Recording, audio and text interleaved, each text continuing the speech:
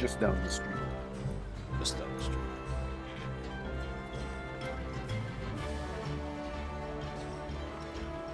As you continue down the street, you do see that the street appears to be as it typically is. You do hear, kind of communications talk about obviously taxes. That's always kind of a big thing, right? And sort of how the harvest has been going out in the fields to the east, and you do hear discussions about how 4 more kids are missing, or 4 kids are missing this time, and et cetera, et cetera. So just the general hustle bustle of the place itself.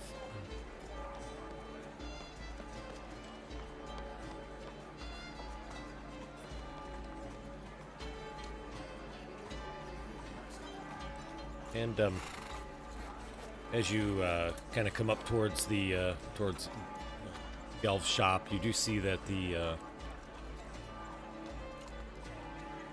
shop itself is kind of a larger building, but has sort of a small kind of like a turret on the top with the facade, and it's all made of black stone. You see that there's iron bars that are embedded into the thick window frames, and just above the turret's ground floor up on the top, you see there's a lovely display of sort of locks of all different sizes, large and small, and some of them are simple and some are really quite complex. And just to the left of that, you see above a heavy oak door, there's a sign that sort of swings in the wind, and it says Gelf's Locks.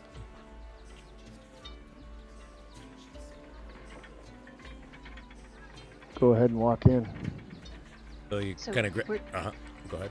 We're just going to, I'm talking to the party, we're just going to ask him what he knows about the locks, and if there's anybody who might have another key. Is that what we're going to do?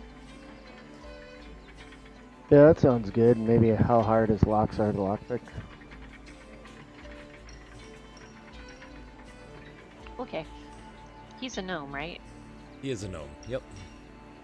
As I remember, gnomes are the problem. Yeah. They're the stuff of bad dreams.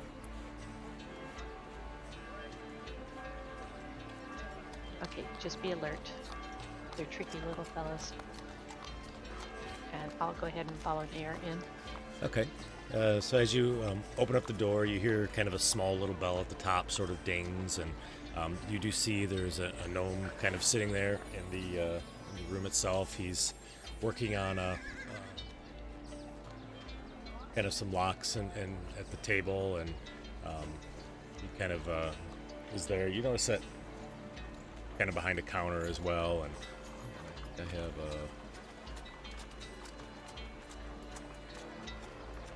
Oh yeah, so as you walk in, you see there's a large carpet kind of goes across the room, and there's a warm hearth that's off kind of on one side, and there's a fire burning, and you see there's like 2 very comfortable chairs that are sort of facing away from the hearth, and it's kind of facing towards the desk. They're big cushy chairs, something you can kind of sit in and be comfortable, and he's there kind of working on the locks. Doesn't really look up, and hears the bell ring. He says, just a minute, and you see him. He's about, I don't know, probably 100, 110 years old. He's got some salt pepper hair that you see in his beard is sort of salt pepper, and he's got on some spectacles that he's working, and he's working on what looks like an intricate kind of lock as you all enter in.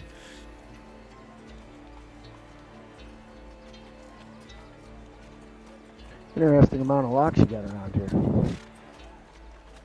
Kind of says, yep, yeah, it is. He says, I'm always happy to work on some lock. If you got one that doesn't work, I can fix it. And he kind of still down, sort of working with his tools and everything. You see that the desk there is probably about 4 feet high, so it's kind of one that you could lean on at normal human height. And he is sort of sitting on a stool, and of course he's sitting up there, and you can see sort of his body, his belly, and everything is above it. But the stool is obviously pretty high, and he's just kind of working there and not really paying attention. So is he like wearing a half shirt because we can see his belly? Yeah, absolutely. Yeah. He's got he's a little rotund, got something showing there.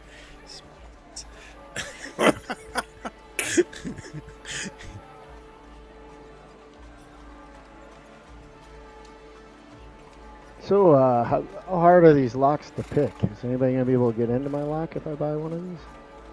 kind of kind of looks up to you, and as he sees the whole party, he goes, "Oh my gosh, there's a lot of you." And you see, he kind of puts the lock down and takes the glasses off, and he sort of stands up. And as he stands up, you see that he's about 6 feet tall.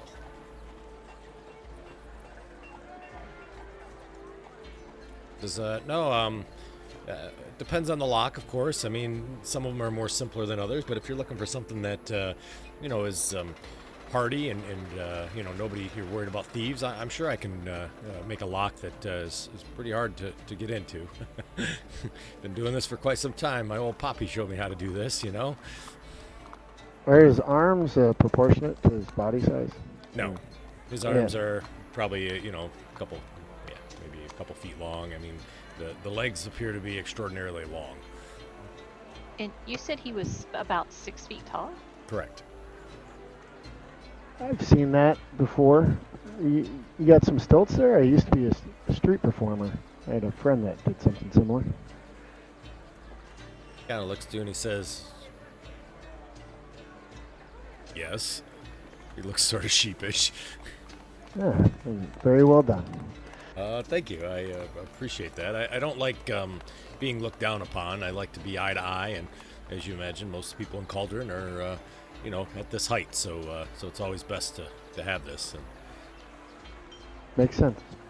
oh, thanks.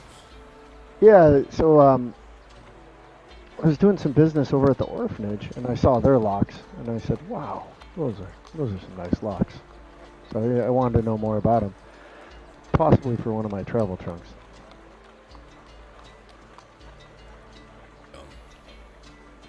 Kind of stands there for a second. He sort of looks at you and he says, "Of course, I understand. How did you know it was one of my locks, though?"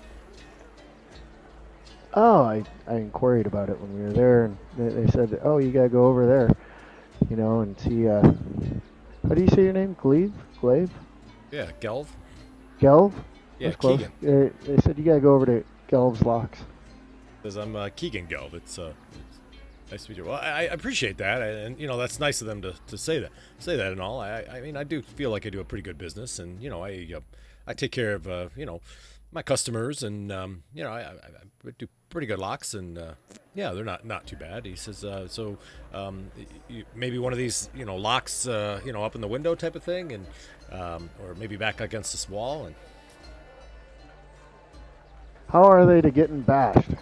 Am I gonna have to worry about anybody being able to break them? he goes, "Well, I mean, it all depends on what they're using. Are you looking for something with like some reinforced metal? I have various metals that are there. Obviously, the price goes up exponentially depending on what type of things you want to have. Of course, I mean, locks are locks, and I gotta be honest. I mean, we can set up a 3-4 key lock system if you want. We can have special buttons to push on it. I'm quite talented, to be honest with you." I guess I'm not really as worried about brute force as I am being tampered with. There's other people around that like to mess with other performer shows, kind of sabotage them a bit. And so I was wondering, can your locks be tampered with, like lockpicked, or would I be able to detect that? Yeah, I think no lock is a perfect lock, right? I mean, anybody can get into a lock if they really, really want to try. But if you're talking about at a show or a street performer, I mean, do I feel like you're comfortable going down to the dirty bucket? Sure, I think you'd probably be fine down there. The eel, yeah, it'd be probably okay too, as long as you keep it close to you. The place is a little busier, but if you're at the koi, the koi will be fine. I don't expect any issues there. Is that kind of what you mean? Yeah, I was just wondering if you had any kind of special things built in your lock to be able to detect if they've been tampered with or lockpicked. Well, maybe I can build something special in there. I mean, if you're looking to have maybe like a small filament wire or something to show that something was finagled in there, I could definitely put it in there for you, show you how to do it if you want. Yeah, I'll have to think about that. Just kind of walking around looking. Are all your locks unique? Well, yeah, I mean, yeah, I mean, of course, if you want to have, one key to open 6 or 7 locks, I mean, I can always build it to be that way, but, yeah, I think they're unique. Interesting question. You need multiple locks with the same key? Is that what you're doing, or? I was curious. The orphanage that we were at, that the headmistress had one key for the entire for all of the locks. So isn't that a bit dangerous? Do you have like a copy of it? No, I don't have any copies of any keys. It's not dangerous. I think her concern is she wanted to make sure that that nobody could tamper with her lock, so she wanted one lock. If I remember correctly, I think it's probably been, I can't remember how long it was. I worked on her locks, but the kids kept sneaking out, and they had more than one key, and one of the kids stole the key, and so she just felt it was best to keep it on her body or person, if I remember correctly. God, it's a terrible thing about those kids over there, right? Did you hear about that? 4 kids went missing.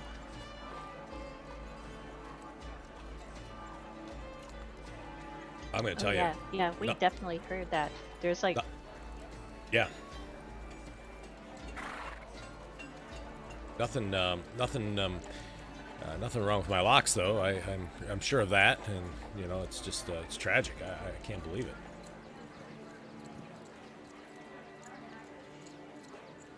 Yeah, I heard about those kids going missing. Have you ever gone back and inspected the locks to see if no. anything?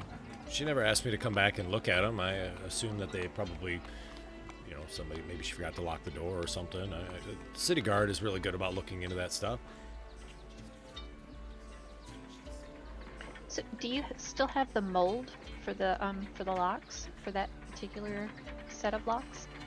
Gosh, kind of scratches the back of his neck. He's like, I don't think so.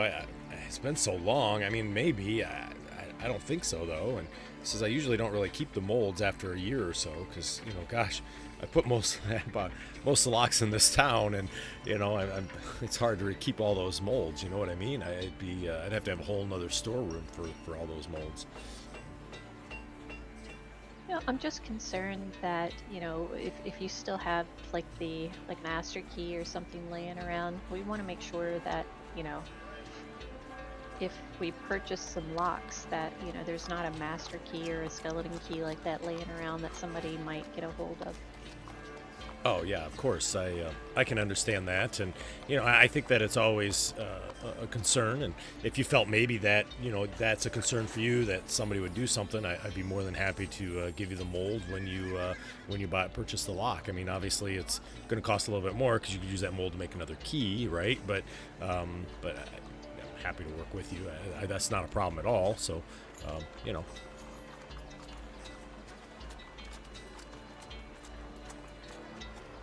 Have you had much problems with the last laugh getting into your locks?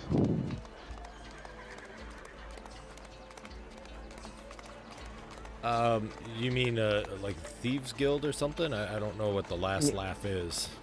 Yeah, the last laugh, the Thieves Guild. No, not that I've heard of. It's like, am I in trouble? A lot of questions about my locks and breaking into them and stuff.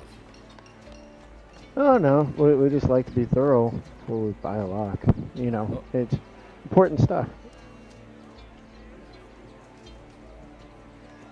Okay, yeah, I get that, right? I mean, I suppose that makes sense. It made me maybe a little bit, feeling like I was maybe in trouble or something. Oh no, I'm gonna look around for like a kind of a nice small lock that would fit on like a trunk or something. Yeah. So you kind of peruse the goods that are there. And I'll say, oh well, what about this lock? How much for this lock?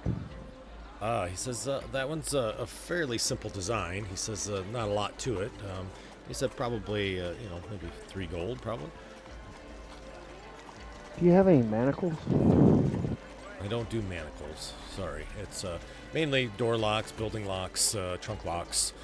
Sometimes I'll have window locks too, but I don't deal with the manacles. It's just gives me the willy jibbies. You know what I mean? It just not comfortable with that.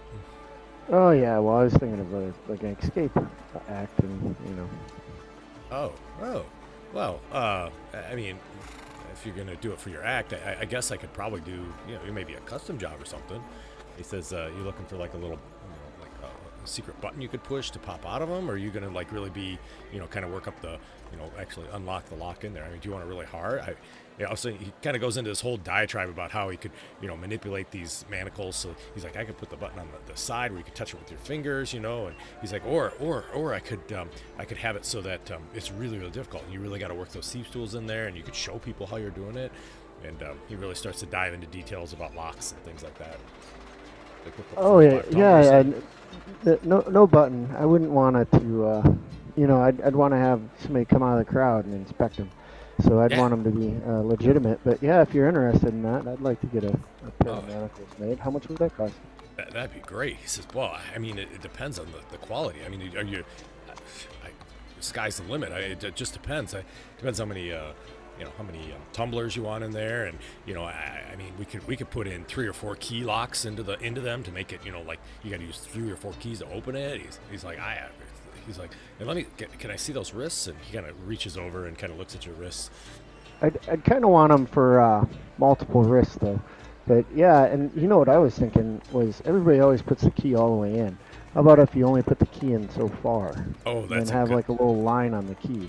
I like that idea. I like that a lot. So that's great. Or maybe we should we could make a square key, and it wouldn't even be a round key, and it'd have like little notches cut in the side of it. It'd almost like be a tube. He's like, that'd be great, and then you'd know how many like notches to push it in, so there's not really a mark to see it. And he just kind of keeps going and going. Oh yeah, that'd be awesome. He's so him and Jester are sort of over by the wall, kind of talking, and they've got your back to the rest of the party as you guys are there, and they're looking at these locks and everything. In the room, you see the room's probably about 30 feet by 30 feet. There's a door on the far wall that you assume probably is like a workshop or maybe a back storeroom.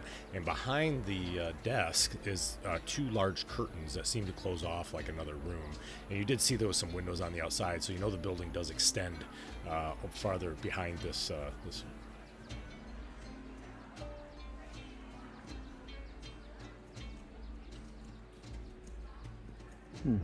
All right. Well, I'm glad we were recommended to you. You're definitely the best locksmith in town.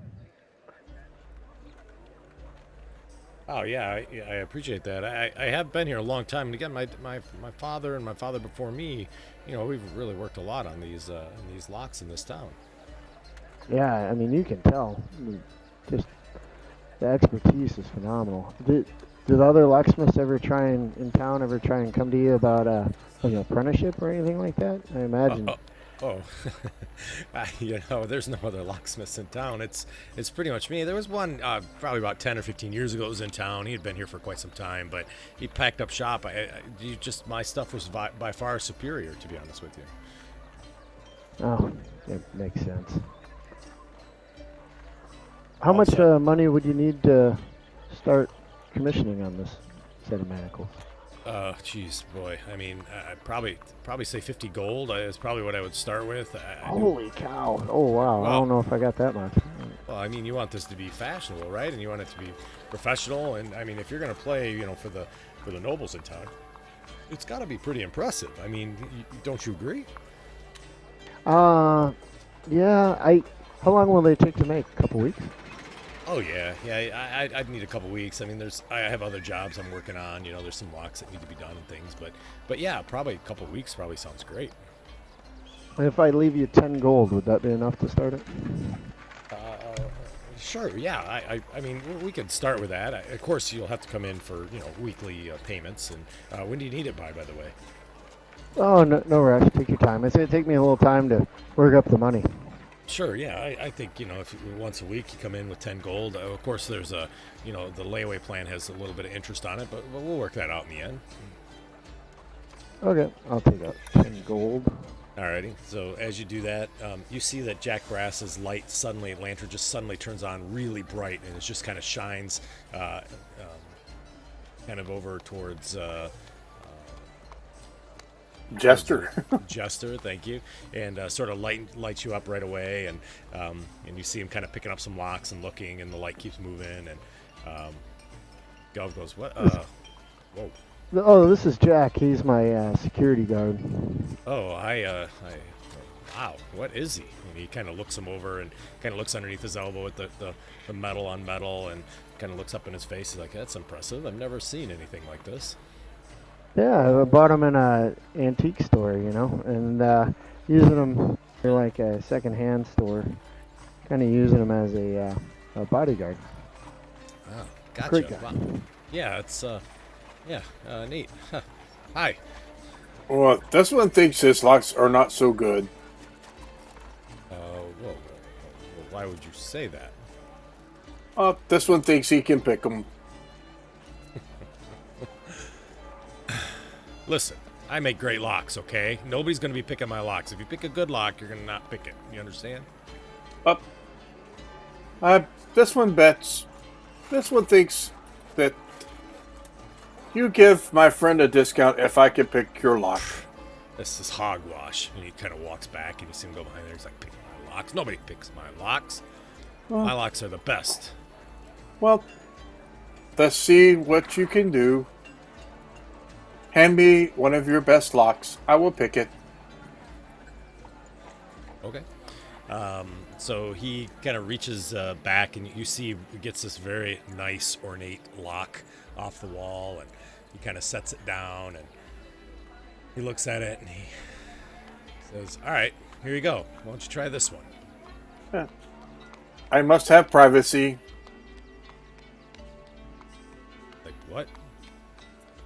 I must have privacy to pick this lock. Like, okay, you can go over in those chairs, have a seat and work on it over there. No, I just need a corner. Points over to one of the corners. I'll go stand in the corner, and you see Jack holding the lock kind of down low, and he's moving and gyrating his hips and everything, and he's attempting to pick the lock, I guess. All right. Good. Oops, I should have did. Oh, fuck me. Oh, Bam, skittily! So all of a sudden, yeah, you picked it. The DC was 25, so I'm pretty impressed, to be honest with you. Wow. I take it, I pop it real quick, and then I turn around and I'm like, this one is not a good lock. You see his eyes get really wide. You need to be cheaper for my friend. Sure, how'd you do that? I picked it. Crafty. What was that? You picked it? Yes, this one picked the lock. He kind of shakes his head. He looks at the lock and he's kind of checking to make sure there's no breaks in it or anything like that. And he just kind of shakes his head. He's like, "All right, I'll give you a 10% discount, Jester." It should be 20. Oh, 45 gold then. All right, that sounds good. Thank you, sir. Like your metal guy there seems. Can't believe he picked that lock. Kind of looks and he's like, "Huh. All right. It was easy. Easy." Yeah, well, the things you find in Sassurin. So, anyway, I'll stop by and drop money off weekly. That's all right. Did you say Sassurin? Yeah, that's where I came from. Huh. Really? Yeah, why do you take such interest? I just was curious. Sassurin's a bigger city. I didn't know that you were from there. Yeah, I used to perform there in school, and then now I'm down here. I've been there Hey, before. Trevor. I don't remember seeing you at any of the shows over there. Well, I just barely finished up my schooling, so I mostly did street performances up there. Gotcha. Different act. I wear a disguise now, so I Oh. used to do This is all a disguise. Oh, really? Oh, okay. Well, what do you really look like? We go in the back room. Like I You don't got a have back room I can borrow? No, I don't have a back room you can borrow. Sorry. You'll have to show me another time. Ah, okay. All right. Sorry, I don't allow anybody behind the curtain. My home, you understand, right? You gotta keep home and business separated. Oh, yeah. No, I understand. You know, I seen this show once play. There's a man behind a curtain in that one. That's probably pretty good. Oh, yeah. Well, I'll work on your locks. I expect to see you every week. If you don't come in 1 week and give me the payment, I won't be working on the lock. So it'll delay the time of your lock. And yeah, nice to meet you. Yeah, it was great meeting you, Keegan. I'll talk to you later. Yeah. Bye, everybody. I'll see you all later. He looks a little bit perplexed as you're walking out, wondering who you all are.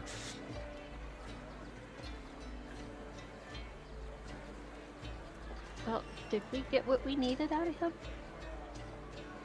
I don't Sounds know. like you got a good deal. Yeah, I don't know how much more we're going to get out of him.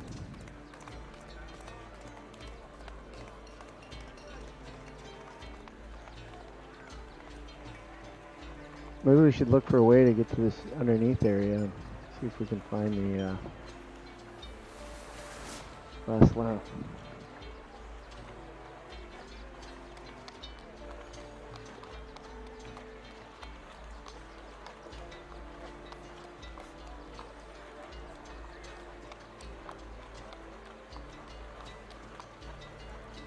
See people passing by as you're standing out there and chatting.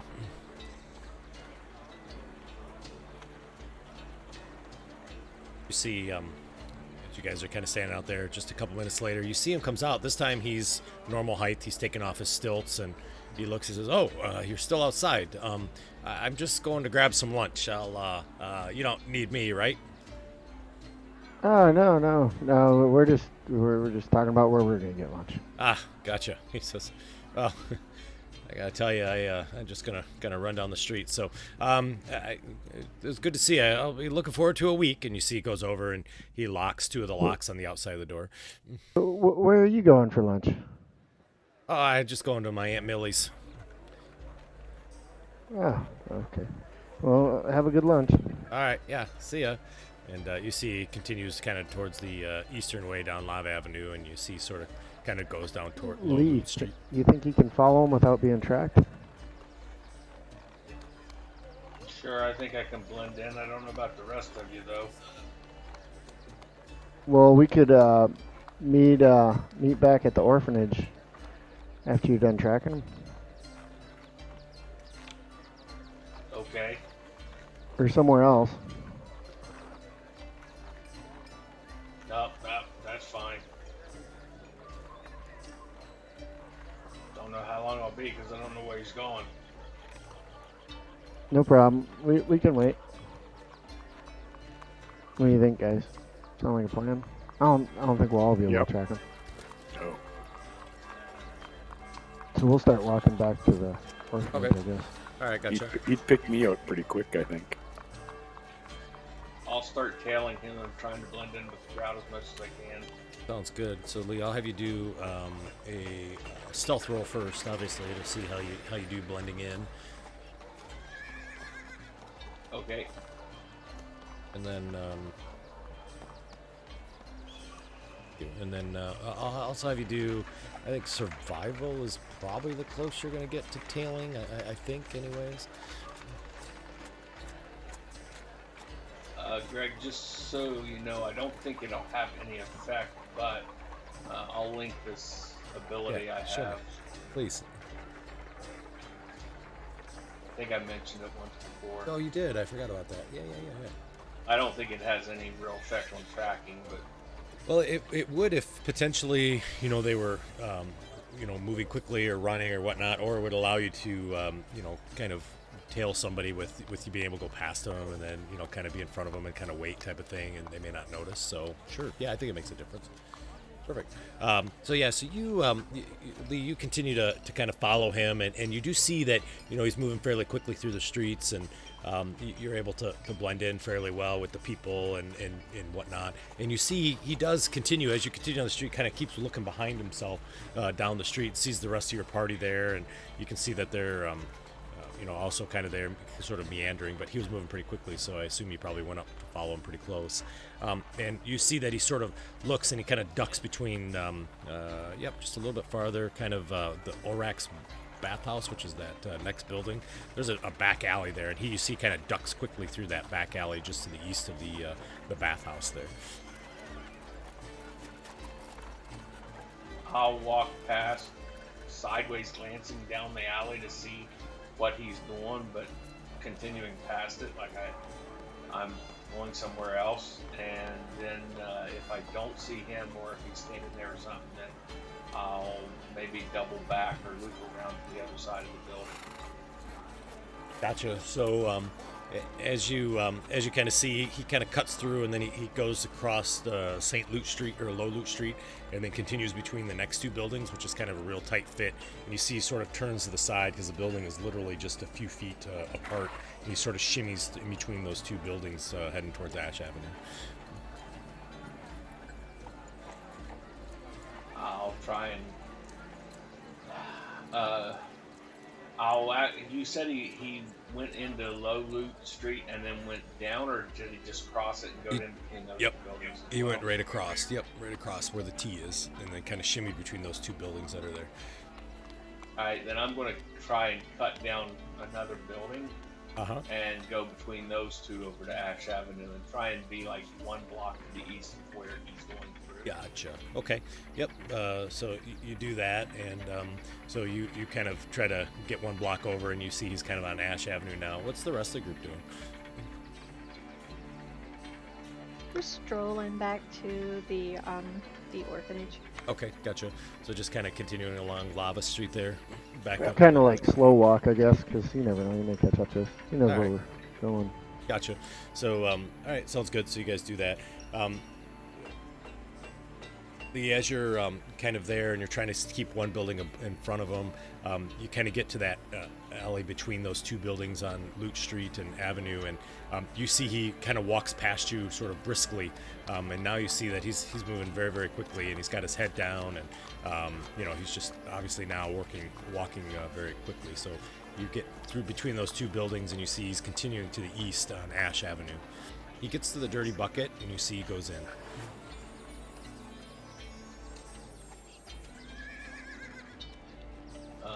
I'm assuming the Dirty Bucket is the kind of place that you don't really look through the windows inside. Probably not. I don't think you can see through the windows. I think there's so much dirt and grime on them that you can't even really see through them. It's real dark in there. I will go over and give him a couple minutes, and then I'll go over and go in because I've been here before. Okay. And just go back to a back table and get an ale. Okay. All right. Sounds good. So you kind of walk in, and as you do, you see he's sort of at the kind of the bar area there, and he's jumped up on one of those stools, and he's kind of sitting there, and even as you come in, you see that he sort of turns his head and looks in your direction, but I'm walking with a slight variation limp or something to make myself look a little different. Okay. Trying to use disguise somewhat without using a disguise kit. Yeah, I gotcha. So I hear you. Why don't you do a sleight of hand? I know it's not working on locks or anything, but let's just see. That's kind of a thievy kind of thing. So give it a try and see how that goes. Oh, there you go. Yeah. So you come in, and you've obviously done this before, where you've tried to hide your appearance, right, and what you look like, and so you walk in, you've got that limp and sort of that work style that you have, and yeah, that's exactly right. So you kind of come in and sit down and at the booth, and you see he just looks to the door and then looks back, and he's sitting there, and you see his left foot is tapping quickly on the bar stool rung, and it's just kind of bouncing there, and kind of keeps looking back and forth, and he appears to be anxious. I will continue to watch him, but I'm also looking to see if he's giving any known signals that could be interpreted as signs to other people. Okay, sounds good. So you kind of keeping an eye on them, right? Yeah. Gotcha. Have that as a perception would be great. So while you're rolling that, the rest of the group, I see you've gone down to the Lakeside Pavilion. So as you kind of move, yeah, go ahead. Oh yeah, just slowly walking. Yeah, so as you kind of head down there, you see that this is kind of a nice open pavilion. You see there's general people just sort of milling about, and it appears to be a fairly common place for people to come have lunch or just to have general meetings within the city. It's obviously an old stone building that's here, and you do know, Eris, you know this building has been here for just about as long as Cauldron, probably one of the oldest buildings here, and this is typically where people congregate. This is where the mayor will come down and do large decrees and things of the sort, and you know that it's typically very busy with local folk eating lunch or going on a picnic type of thing, and all those things. Is there a poster board? Yeah, there is. Yep, they have poster boards here that post things and messages and stuff like that.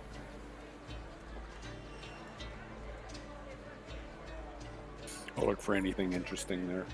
Sure. Actually, I think I have something interesting. I just I have it saved as a picture, but I can give it to you. Just a second. So as you look through, you see there's various sort of jobs. You know, I need somebody to help build this, or I need this to be cleaned, and you know, housekeeping stuff, and all those sort of things are up there that you can see.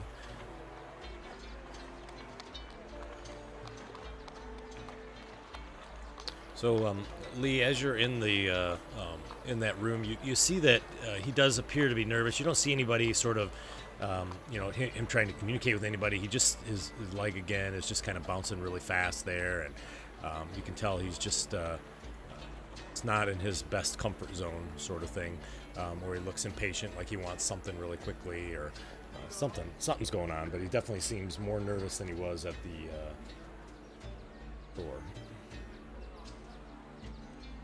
I will just continue to sit here quietly, passively observing and nursing my ale until he gets up and leaves or something else happens. Okay. So you see that finally, you know, kind of as he's sitting there, you do see that he's the bartender kind of comes over and he's like, "It's taking a long time for something to drink today." And she's like, "Just give me a minute, I'll get to it." And he's like, "I don't have time. Hurry up." She's like, "Wow, calm down." He's like, "I'm busy. I'm sorry. I'm just really stressed." And she's like, "Okay." And she kind of grabs him a drink, and you see it's a large mug of ale, and he quickly sort of throws it down, and he reaches over and grabs some sort of snacks that are on the bar there that they have that appear to be salted pretty heavily. And then he's like, I gotta go. And you see he jumps off the stool and quickly starts running out, moving out the building. And out the front door he goes. I'll give him a 3 count, and then I'll get up and start to walk out as well.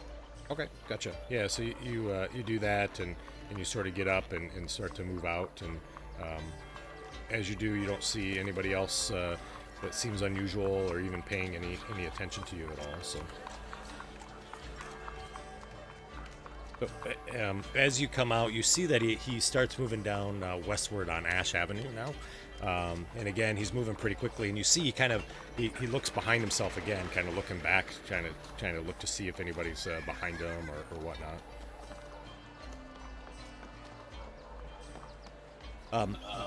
Yeah. I will do my best to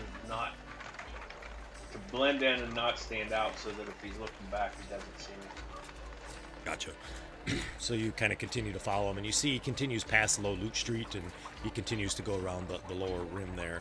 And you see he's got his hand sort of on his coin purse, because you all know down on Ash Avenue things can sometimes get a little rough, especially at night, even though it's not night yet. And he kind of continues past Low Loot and moving pretty quickly. And I'll have you kind of continue to do the same thing you were doing before. You don't have to re-roll. We'll keep your rolls you had before.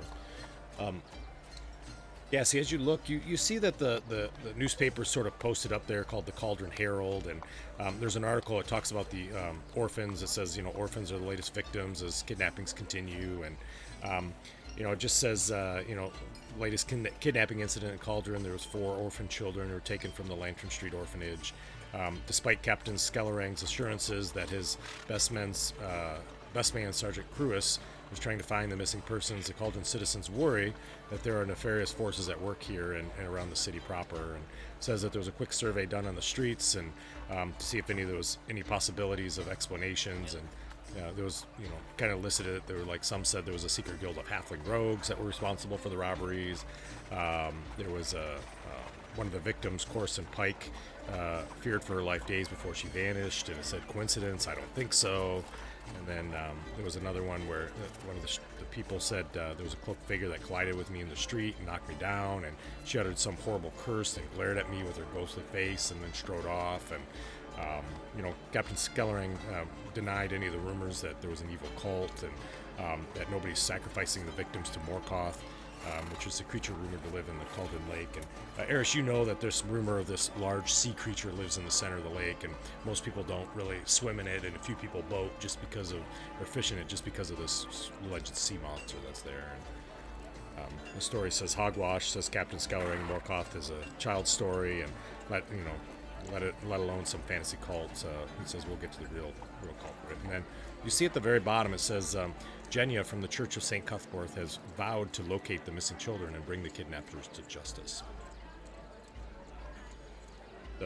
So that's kind of one of the things that you see on the sign there. There's other things too, so that are there as well. Matter of fact, something that catches your eyes, Jester, is a little piece of paper that says Jester coins not legitimate. There's a big line there. Is that on a piece of paper? Yeah, it is. It's kind of like a newspaper that's there that you see that's up there. What? I'm gonna tear that down. Do I recognize the handwriting? Is it in typeset or was it written? It's typeset. So it says, and when you take it, you see it says, despite frequent warnings and notices from the Lord Mayor's office, illegally minted coins are still in use. The coins are easily recognized by the face of a jester minted on the place of the Lord Mayor's or royal seal. It says possession of these coins, so-called jester coins, is offense punishable by a fine of 300 gold and 3 months of incarceration.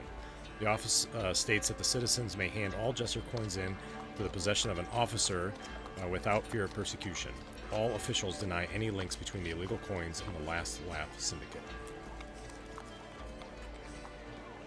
And there's some... I'm like the first official jester. I'm gonna have to go after these guys for trademark infringement, copyright.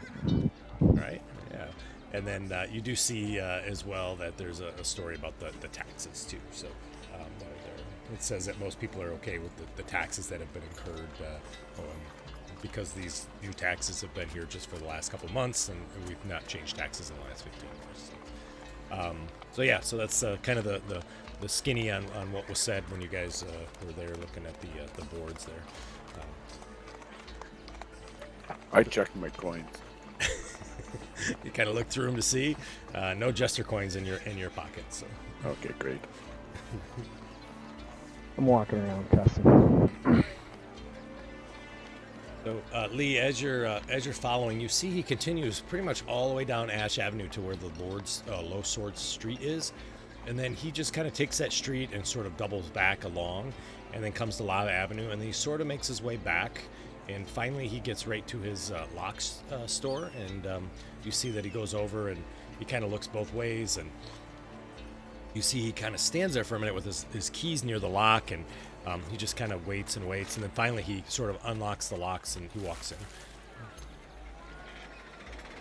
Say that again, please. Yep. So he followed Ash Avenue to Low Sword Street. He doubled back on Low Sword Street, came to Lava Avenue, and then walked back to his building, to where his shop is. And then he sort of stopped there, stood in front of his door with his keys out for just a few minutes, not doing anything, just sort of there with the key, didn't put it in the lock, and then he unlocks both doors and then goes in. Yep. It seemed very unusual that, he would sort of stop there just with the key out, not doing anything, and then put the key in, like a minute or two. Do I observe anybody else watching him? Ah, yeah. So how about a perception check for me? How about we say I rolled a 20? Let's see what you roll, and then I'll tell you.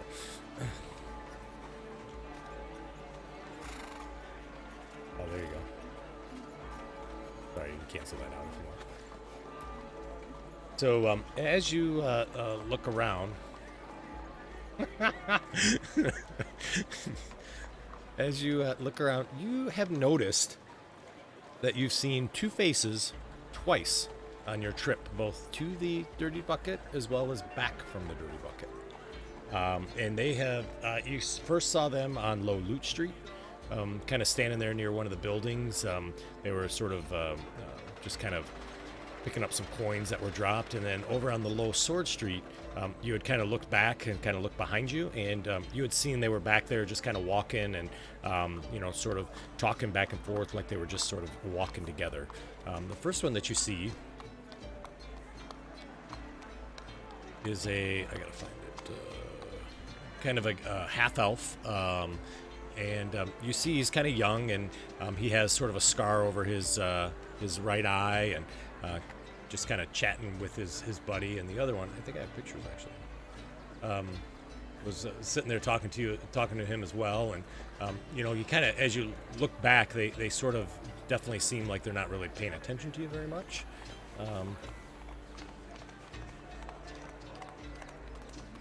Do I feel like maybe they're watching me or they're watching him? I think that'd be an insight roll if I would think correctly.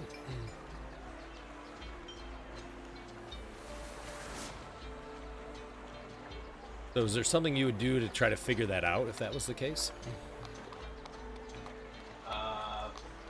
Try and slip into a store, have them lose sight of me, and then see if they walk past me or if they are looking for me. Yeah, absolutely. So you just before, like, you're kind of coming down Lava Avenue, and just before the two yellow buildings next to Gelf's Locks, there's a like Middle Tome. Just before that, there's a small women's clothing shop that's there, and so you sort of slip in. Yeah, hopefully unnoticed is what I'm trying to do. Ah, gotcha. Okay, alrighty. Unnoticed by them, for sure. I hear you. Yep, then that would be another stealth. Gotcha. So yeah, you slip in, and as you do, you see the two of them sort of walk by talking, and they get to Middle Tome Road, and you can kind of see, like, I picture you, they've got a nice little dress that's kind of hanging in the window, and you're peeking around the dress, right, or kind of standing back watching. You see that as soon as they get to Middle Tome Road, they both kind of look in both directions, and you hear there's kind of a sort of a discussion, and you see one slips through the alleyway between the two buildings to Low Tome Street, and the other one heads down Middle Tome Street and sort of turns around. They've kind of split up.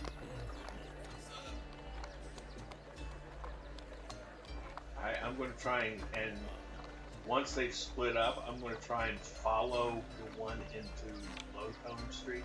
Okay, already gotcha. That would be the one with the crazy yellow hair. So you kind of get behind and sort of follow, and you see he's kind of looking all over the place. And then you see he goes in between two of the buildings, and he scales the side of the building and climbs up onto the roof.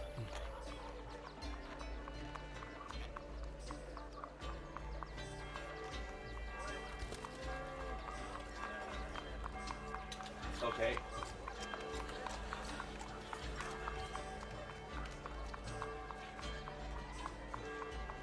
Once he's on the roof, when I see him starting to scale, I'm going to try and slip down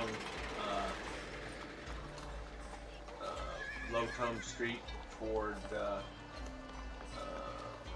what is the next one? Hold on, let me scroll. Low Loot Street, and I'm going to slip in between the trees and stuff. I'm going to try and get to the orphanage and catch up with the others. Okay, gotcha. So you kind of make your way through there and whatnot, and so you get kind of do all of that and whatnot. You don't see them again following you at all, and you're able to continue down Loot Street. How about the rest of the group? You guys are over at the pavilion, obviously reading the newspapers, checking out these coins. Greg, Yeah. Greg, real quick. I am Please. going to assume that I am still being followed and do my best to not be followed the whole way there. Perfect. That sounds good. So using your stealthy abilities, right? Correct. Got it. So how much longer are we gonna wait for Lee? I'm sure he won't be too long. How long has it been? I would say it's probably been probably about 30, 45 minutes, maybe even close to an hour. I guess we're probably still walking. I think we probably left Yeah. the pavilion. Yeah. You guys were down at the pavilion for a while, and then kind of made your way up towards the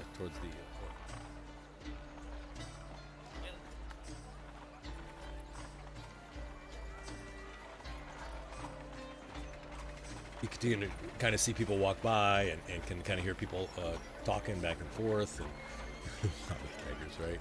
As a matter of fact,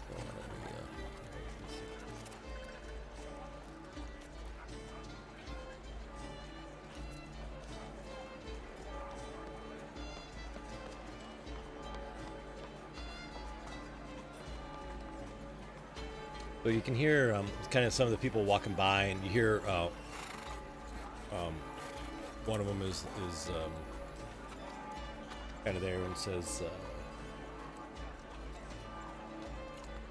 "Hey, did you hear about this city wasn't the first city built here?" Yeah, and they were kind of talking about it, and he's like pointing off towards the direction of kind of like the ruins that were right next to the pavilion. You can kind of see them there. He's like, yeah, there was some adventurers tell stories that the first building here was that building there, and actually they were so nervous about being attacked, they built this ruined city underneath the caverns in there, and it was built by a bunch of like strange monsters, like weird sort of things that aren't from this world. And they're like, oh really? He's like, yeah, it was bad. It was really bad. Rumors they may have even had like 6 arms. And the guy's like, whoa. And they kind of keep walking as they go along.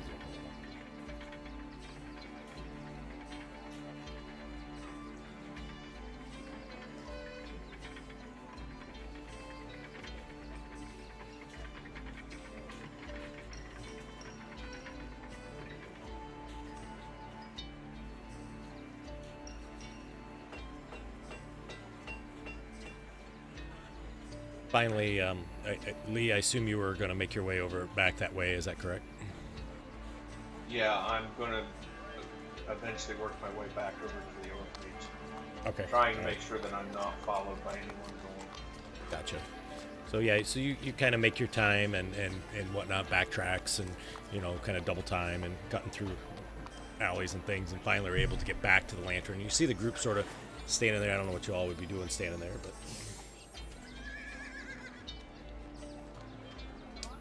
I'm taking a nap. okay. I'm juggling. A little street performance. Gotcha. Gassie's got his back against the building, and you see he's snoring, and every time he does, his mustache kind of blows up a little bit, and you see Jester's juggling, and there's quite a few people actually standing by him watching, and you see there's some coins being thrown to you. Why don't you roll me a d12? Can I take a short rest? We're doing all of this. Yeah, absolutely you can. Get my one soul back. Absolutely. I think I rolled a d10, didn't That's okay. You can roll. I? Yeah. So you get 10 silver pieces that are kind of thrown at the time you were jungling and everything. So general people walking by. And you guys, Lee, I think it's up to you if you would want them to see you coming, or if you would just sort of appear. Pretty nice stealth rolls. Do I notice them being watched, like anybody's kind of observing them? I'm looking around, but I'm also looking up since I saw that guy climb the building. Gotcha. So you don't. As you look around, you don't really see anybody out of the ordinary. Obviously, there's the people watching, Jester sort of juggle, and people kind of clapping every once in a while. But you don't see anybody necessarily, eyeing him from afar, right? I mean, there's some people looking, but they don't seem to be suspicious. You watch him for a little bit, and, they may be talking to the kids or whatnot, but nobody that seems out of place. Nobody on the roofs either. All right. Well, I will stay blended as much as I can until I get up to the group, Okay, gotcha. and then kind of try and just blend in with the rest of them. Perfect. All right, and you kind of do, and eventually you all are kind of doing your thing, and Jack, you see Lee is sort of there in the crowd, kind of watching Jester juggling, and nobody's really reached out to him or said anything. Jack Brass is encouraging you. He's clapping. I take my spotlight and I shine it right on him. So you see this little thing pop out of opens up his like a little hood over his head, and it like zooms in right on Jester. Nice. Shining right in his face. Now make your performance roll. Yeah, right. At disadvantage. Gather round, gather round. See, even with this bright light, just like the sun beating down on me. Let's do a -5. Or is it Okay. disadvantage? Sure. -5. Sounds good. Yeah, -5 is fine. Same, essentially, right? Yeah. So he does, and you guys see that, he almost drops one of the balls, and he definitely has a much more difficult time, but you're still able to juggle. Well, almost got me, Jack. Almost. You hear a few people clap in the background, and you see that the crowd starts to, sort of, they've seen the show, and they start moving along. Make sure you stop by the Slippery Eel tomorrow. Be doing a show. You hear some people, sort of talking, and you hear one mom say, "I'd never go to the Slippery Eel." I'm going to step up next to Eris and Gassy, I guess, and Jack is there as well. Since they're kind of back watching the performance and stuff. And I'm gonna slip up next to them and say, I think we're being tracked by the last lap. The Gassy sort of snoring as you're over there. I don't know if you kick his foot or not. Nope, I let him sleep all he wants to. All right, gotcha. So you talk to Eris and Jack then. You think we're being tracked by the last laugh? Yeah, when I was tracking the gnome, I think they were tracking me.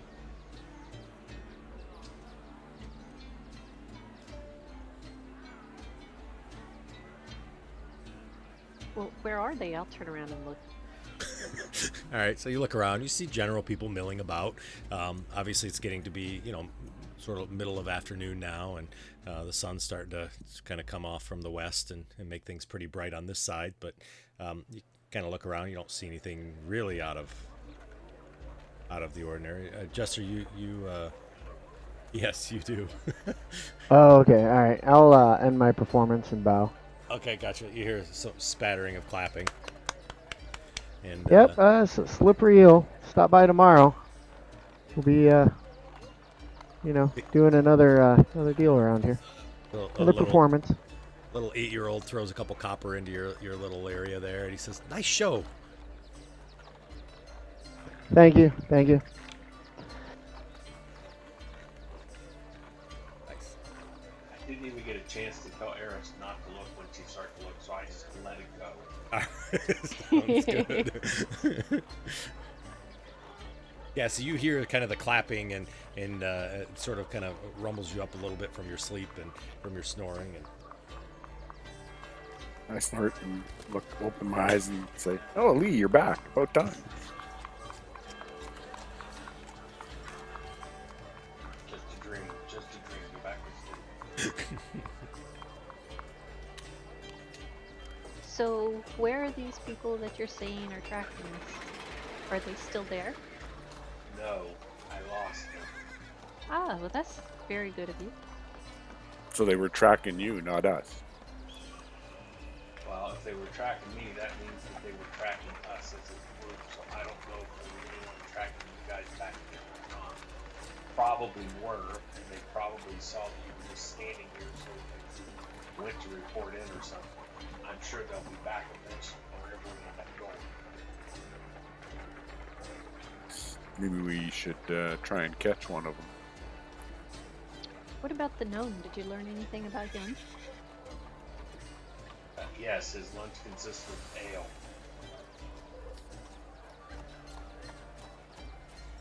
Although it seemed rather odd, he went to the slippery ale, had one ale, and then turned around and left. And went a different route to get back.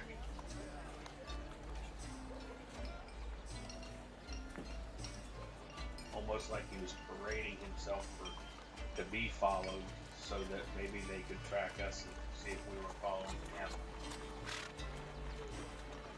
Wow, you guys made it all the way to the slippery hill and back?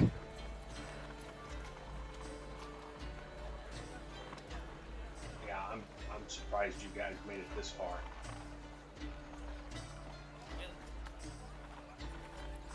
It's all the way across Cauldron. Oh, sorry, the dirty bucket. My bad. Dirty bucket. My Oh, bad. Dirty bucket. I just sent him a message. I was like, I think he got it mixed up in his head. I do that all the time. I didn't catch where he was going. What the hell do you mean? I would have said the dirty bucket, not slippery hill. Sorry. No. Oh, I was trying to help you out in character.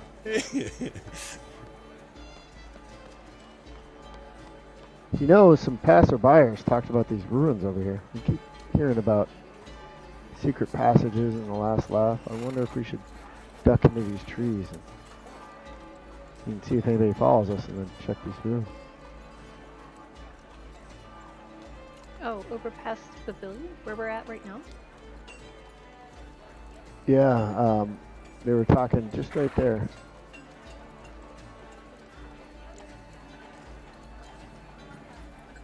You know, I don't really know if you guys have much experience with groups like the last laugh, but they're not really someone that you want to draw their attention to yourselves. Well, they stole my copyright on my jester gig, and they're using it to make coins. So, I gotta have a talk with them. I swear to God, I wish I had some so that I could place some on him. Did he get any thrown to him? Any jester coins? Yeah. Good question. Yes, he did. He has one jester coin. Oh, do I? I'm gonna hide that. Okay. I don't know where I'm gonna hide it. I'll put it under my foot in my shoe. Okay, gotcha. not going for the prison wallet. That's awesome. Lee now arrest you. Citizens arrest! Citizens arrest! I put Lee to sleep. And that's why. And that's the end I of want to see the campaign. dice rolls because I may have more hit points than he can do. I've seen his last one. Yeah, I'll Alright. put it under my foot. Okay, In my gotcha. shoe. You put it in your shoe underneath your foot. Got it. All right. You guys kind of hang out here, and you see the sun continues to set. You notice that the crowd slowly starts to change, right? So there's less and less people that are just sort of typical, what you'd expect, normal run-of-the-mill sort of city people, and you start to see that it becomes to be more of the rough and tumble type of crowd, right? And so you see them kind of moving through the ash street, and you see some drunk guys walking through, and it just the atmosphere sort of changes as the sun starts to reach the top of the western wall and starts to sort of cast shadows across the west side of the city. So I take it we're slipping into the trees? It Oh, that's appears what you that's said. going to be our what we're gonna do. And by slipping, you mean that half of our group is clanking through, the other half is not stealthing, and a few of us are trying to be quiet. Yeah. Something like that.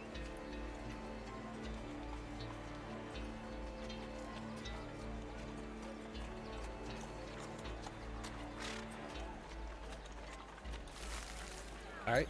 So you guys are there. How long were you guys? You were going to move over to the ruins and take a look. Is that what you were going to do? Yep, I think that's what it's. All right, gotcha. So as you kind of move through and get towards the ruins, you see that this is appears to be probably an old warehouse of sorts that you see. Pretty good. Gassy, actually. So as you look, you see that it's old ruins of what appears to be a warehouse.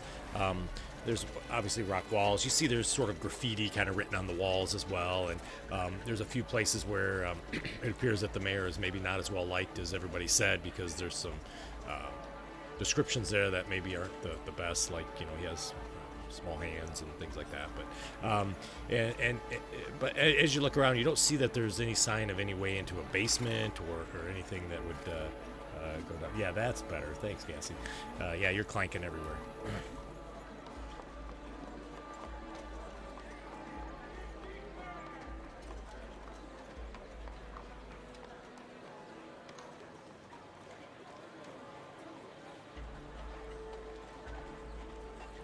You want to do a... Alright, let's do this. So, you guys are in kind of the ruins and looking around. It's obviously now it's starting, the shadows are getting very long and the sun continues to sort of go down.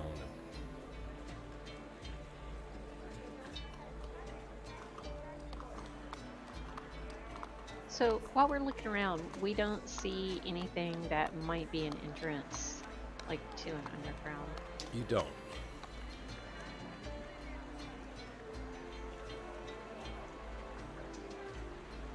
Yeah, we could have asked that Gelf if... Well, I guess we didn't tell him that what we were doing. We were just kind of being kind of subtle.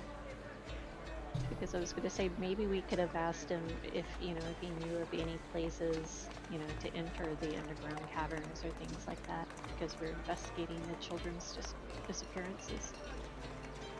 Yeah. You didn't get the feeling he was hiding anything from us? I mean, he seemed kind of trustworthy to me, but I'm usually not a good judge of character. He's really interested in locks. I mean, he got kind of weird there a bit. Certain parts of the conversation. Almost like anything about the orphanage put him on edge a little bit, but not much. Same with the last laugh. Seems to put him on edge. So do you think he's like in league with the last laugh, considering, they were following Lee around? It's possible. It seems weird they told us he was going to talk with Aunt Millie and ended up going to get a beer at the tavern. Why would he lie to us? He's a gnome. He didn't talk to anybody in there, Lee? No, just got just the bartender and got an ale, as far as I could tell. He was tapping his foot an awful lot on the bar stool, but I didn't notice that he was talking with anyone when he was doing it.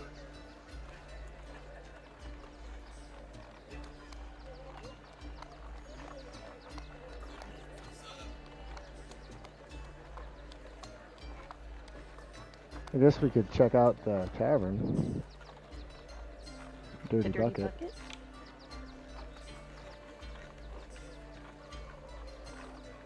Yeah, that sounds like fun. Going in a disguise or something.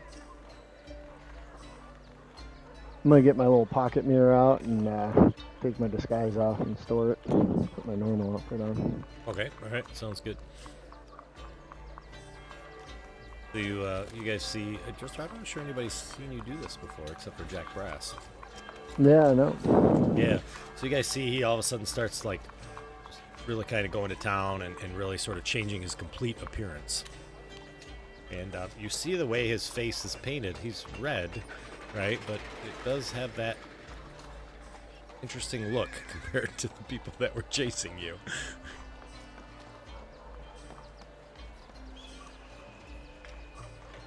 Yeah, most people think this is kind of my disguise, but this is my actual look.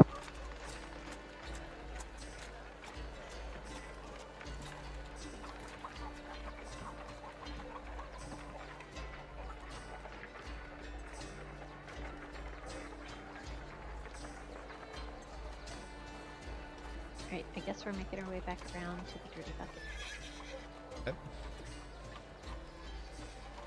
So as you continue down the street, you do see again, like I had said, the clientele down here is a lot more uncomfortable, and it definitely makes you a little bit more nervous. I mean, you're kind of glad you're all walking in a group. I'm keeping my eyes open for anybody who might be following us. Okay. Perception check. I rolled Lee, it you already. can. Oh, you did already. Thank you, Lee. I see yours too. Gassy, I see yours.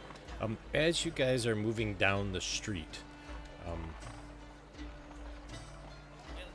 you kind of see that people all eye everybody, right? Everybody sort of, nobody really trusts each other as they walk by. You see sort of heads turn as they, as you walk by, they look at you guys, and you guys kind of stare at them, almost as if they're waiting for someone to kind of jump them.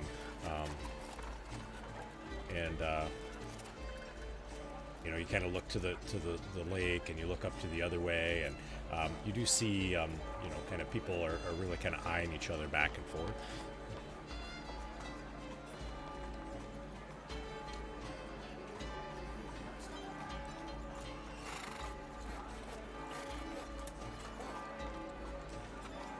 Just keep an eye on the roofs. Oh, I'll be watching the roofs. Okay. So, After hearing Lee talk about it. yeah. Wow. I just saw somebody jump over a roof over on Lava Street. I whispered Yeah. that to Lee.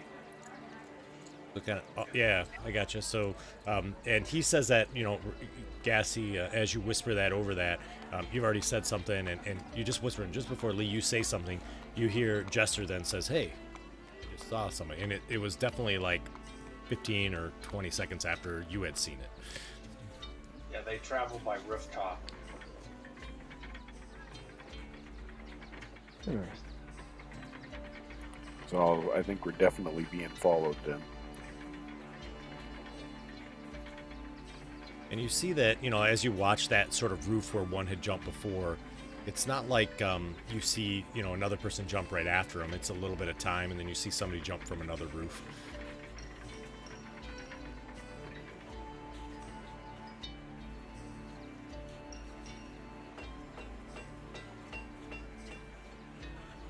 So you guys continue, I assume, right?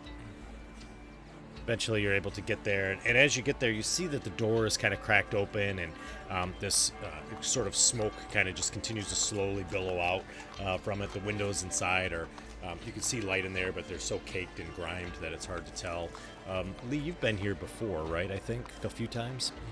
Quite a few times. Yeah, so you recognize that typically at this time of night, there's so much, you know, smoke and tobacco, and they don't have a very good chimney, that it gets really sort of foggy and smoky in there, and they typically will crack open the door at some point to let all that smoke come out. Where was he sitting, Lee? At the bar. And Third stool from the right, second from the left. Exactly. So as you come in, you see that stool that he talks about. The bar is fairly busy. You see there's definitely some sailors and not sailors, people that work on the dock down there, as well as other sort of kind of rough and tumble people there and whatnot. And when you guys walk in, the place immediately stops and everybody looks towards you, and then they kind of go back to their talk as the group walks in. I'm gonna go sit at that stool if it's open. Yeah, it is. I'm gonna kind Okay. of feel Head for around a under the table. bar and everything. Okay. Was that Lee? I'm going to head toward a table to sit down. All right. So I'll go with Lee. Okay, all right. So you guys go find a table, and unfortunately, a table only has 3 chairs there, so that are open. I'll sit down in one. Okay, gotcha. What are you doing, Jack? Jack sits on the table. All right. So he sits down on the table. Everybody sort of looks over as the table creaks and groans, and you can kind of hear the wood sort of like splintering underneath it a little bit.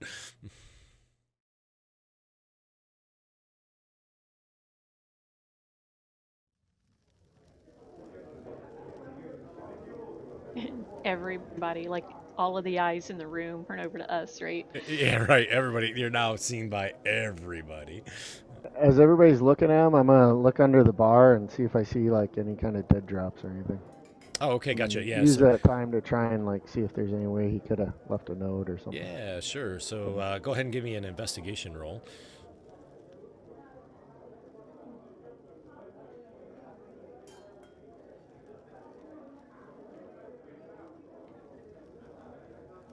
Oh, jeez.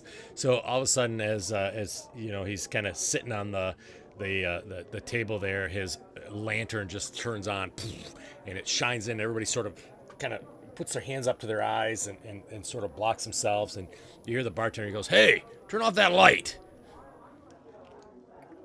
This one can't.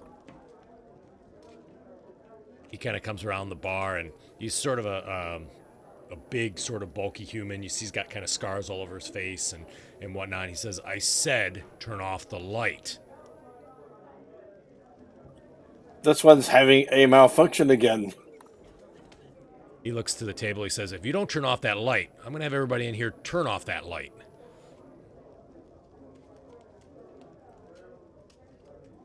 Look, we can't control him. Well, then, outside. And he kind of points to the door to Jack Brass. Oh, maybe we can just cover it. Do I have a? It's the very top of his head, right? Yeah, it's a lantern that pops up out of it, I think, right? Yep. Yeah. Walk over and put part of my costume over it. All right, gotcha. Wrap it So around tight. It's your dirty underwear. Yeah, yeah. Brown streak in the front over the light. Yeah, your directions for putting on your skivvies: yellow in the front, brown in the back. So you put it on there, and you kind of hear him mumble, and the rest of the bar is literally staring at all of you, except for Lee. Oh no, Lee's sitting there too. That's right. So pretty much everybody in there now knows who you are. Go back to the bar. All right. Did I find anything of a dead drop? You did not. Found some who knows what sort of gummy thing underneath there that really kind of smelled like dead fish, but otherwise, no, you didn't really find anything else. Tar chewers. They put it everywhere.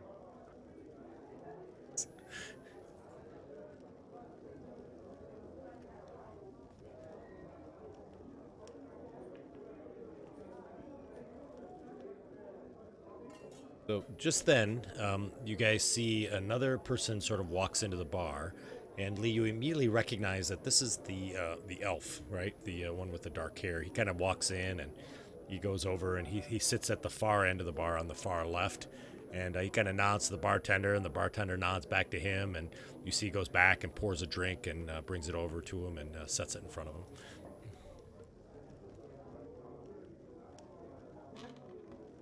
Did there seem to be anything unusual, like the bartender may have put something underneath the glass when he set it down or anything like that that I could see? Yeah, not with your typical perception, you're passive, but if you want to roll, you're more than welcome to. Yes, I'd like to roll 20, please. Go for it.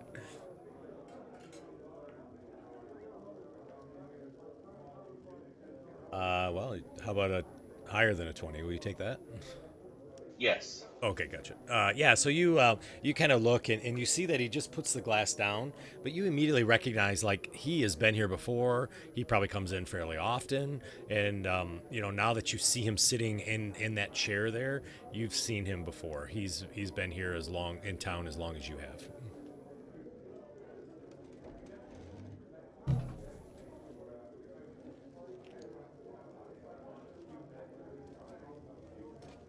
I'll get up and go stand over by the party. Alrighty, gotcha.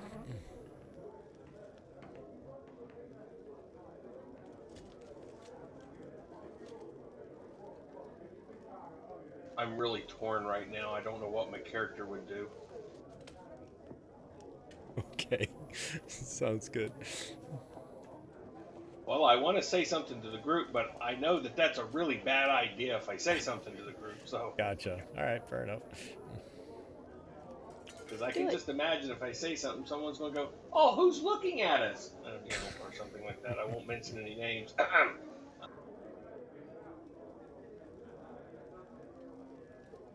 You can put your hands over their ears. The guy at the end of the bar is one of the guys that was following me. He's been in here quite often.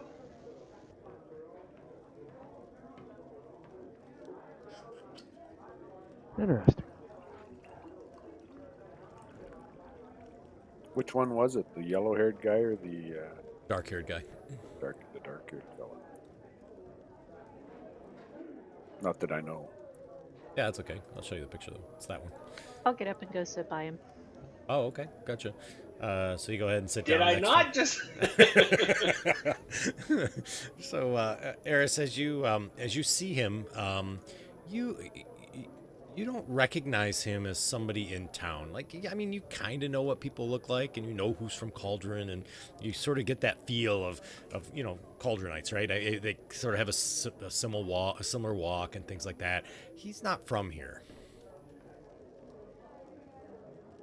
So you kind of sit down next to him, and he looks over to you, and he says, "Good evening." You new in town? Been here for a little while. You need a drink? From this place? No. He takes a drink. He says, "Probably a wise move. Not the best drinks here, is it?" No. Have I seen you before? Yeah, I believe so. Because pretty sure you have been following my friends and I today. So I just, want to know why. He kind of looks at you for a second, and you sort of see the corner of his mouth sort of goes up, and he takes a drink and takes a long draw off the drink and puts it down, sort of licks his lips a little bit at the corners, and kind of takes his hand and rubs it on the left side of the jaw as if he's sort of like, "All right, I've been caught," right? He's like, "Well." Right. Exactly. And he's like, "All right, well, I guess there's no sense in denying it since you've called me out." Yeah, I'm not very good at, being subtle. My name's Felian. Nice to meet you. Nice to meet you too. My name is Eris. I find your group interesting today. That's all. Well, I look over and we've got Jack Brass and then Nair and then... And so he looks over at the group, and does the whole group look the other way? Look up the I'm ceiling, sitting looking around. with Jack between me and them so that they can't really see me. I don't want him to see me. Okay, gotcha. Yeah, so he looks at, Jester, I see you look up, you immediately look up to the ceiling, right? Looking conspicuous, Jack. I'll just do my staring- best. I'm just staring at him. All right, gotcha. And he kind of looks back to Eris and he says, "Gotta admit, it's a pretty unique group." Yeah, we're not very subtle. No, not at all. If you're trying to blend in, it's not working well. And I'm gonna be honest, the walking metal thing is pretty attention drawing. You need a cape. It has its benefits in, certain scenarios. So why were you following us? I gotta be honest though, there's a new guy over there. A new guy? Yeah, where's the old crotchety looking dude? Like all looks kind of disheveled and hair everywhere. And where's he? Is he back at the church? Is he describing Lee? No, he's actually describing Jester, who has changed his gotcha. look. Yep. Like, you got 6 people that's in your group? Oh, yeah. That guy is, like, somewhere else. I don't know where he went. I think he had a gig tonight, but You're not over here. And he kind of takes a drink, and from his drink again, he says, "I'm sorry, I'm being very rude."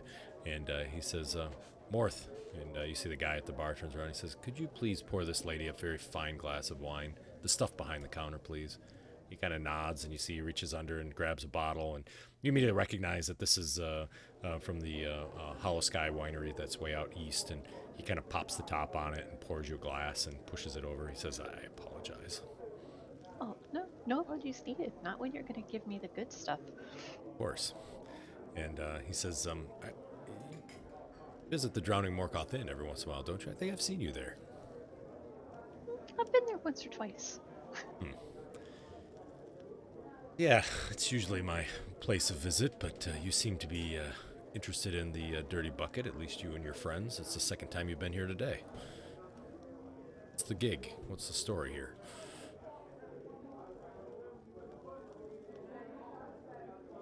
Well, we're working and trying to, figure out what's going on with those missing children. But what concerns us is, we're not troublemakers or anything like that, and suddenly we have you and someone else following us, so that's a concern. And, we're being friendly and all here, and we don't want any trouble. We just want to know why, you have taken, besides our obvious, uniqueness, why you've taken such an interest in us. Kind of smiles and picks up his cup, and even though your wine glass is sitting there, he sort of taps the top of it. He says, "It's a good company," and he takes a drink. I'll drink with him. Alrighty. And he says, group is interesting, but you're right, there's probably a little bit more to that than what saying, right? Especially when, one of my friends saw you hopping, from rooftop to rooftop. That's, not someone, something that, just everyday average people do. And he grins and he says, "Oh, that's Fario. He likes to get the lay of the land, if he wants to put it that way." And he says he should be in here any minute. It's interesting. We've heard about the disappearance of these children, and we've knew that High Priest for St. Cuthbert's out of town, and so we thought maybe we may need some assistance in finding these children, and we heard that the church was doing that, and we wanted to see, and we saw you, and we were a little curious. We were wondering if you guys were up to the task, and we're more than happy to help if you're looking for the children. I know you were at the orphanage earlier today, and then you went over to the locksmith shop, which was fascinating to me. I'm not sure why he's of interest, but anyways, we're here to help if you need it. We all want the kids to be back, right? Oh, so you're looking for them too? Oh, of course. It's terrible that 4 kids would be taken from an orphanage. I mean, can you imagine? It's horrible. It is horrible. Yeah, I can't imagine. I mean, they're in bad luck as it is, and then somebody steals them from the orphanage? Like, who does that? He takes another drink. Can I tell if he's being on the up and up? Sure, insight would be great.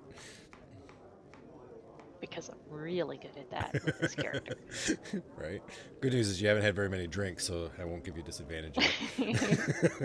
I think that he seems to be very forthcoming in information. It doesn't seem pressured or whatnot. I mean, he could be a really good talker, right? And may be, that type of guy, but he seems fairly forthcoming and truthful in what he's saying.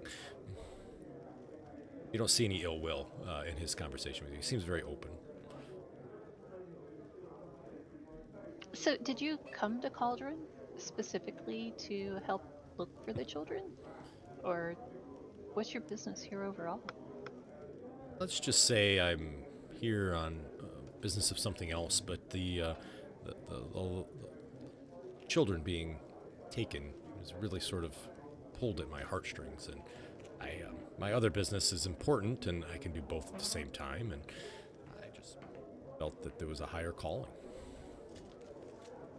Just then you see Fario, everybody else kind of walks in through the front door, and as he does, he kind of comes over and sort of sits on the opposite side of Eris, so now Bellion and Fario are kind of side by side, and he kind of sits down and he says, "Good evening, lady," and he says, "How is the wine?"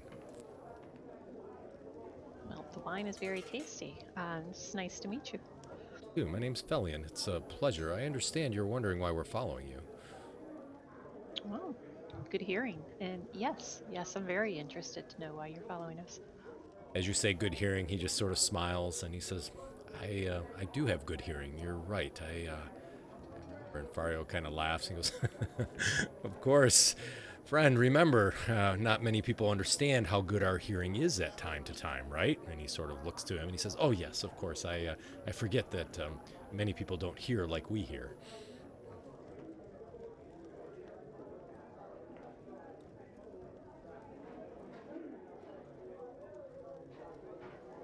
Well, Belly yeah, go ahead. I would invite you back over to our table, but it looks like it's a bit full. But if you would like to be introduced to the rest of my friends. Sure, I would love to. And Valiant says, where's that guy that seems to like women's clothing?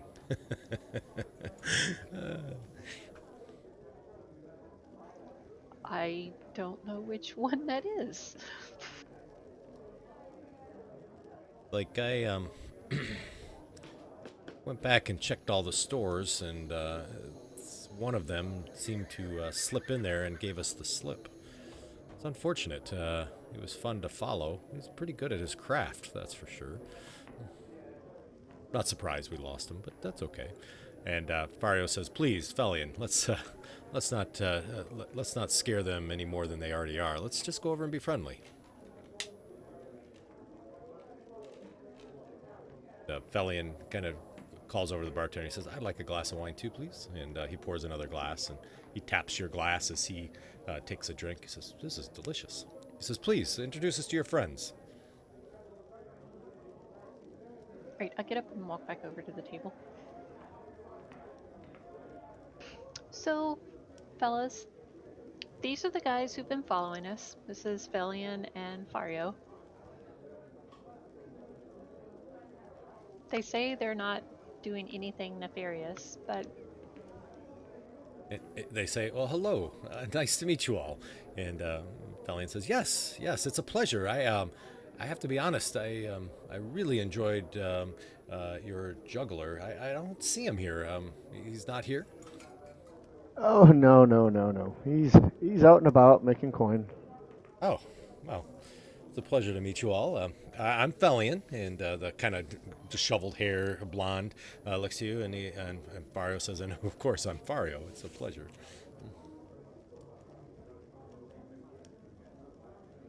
I'm the jester.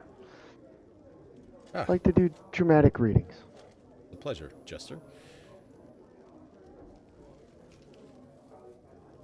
This is so Jack. He's my companion. Nar's bodyguard, but he stays with me sometimes. Nar's the disheveled old man that travels with us at times. Just then, you kind of hear the bartender behind you guys say, "Hey, close that window!" As you guys look behind the table there against kind of the wall there, the window is open, and Lee is nowhere to be seen.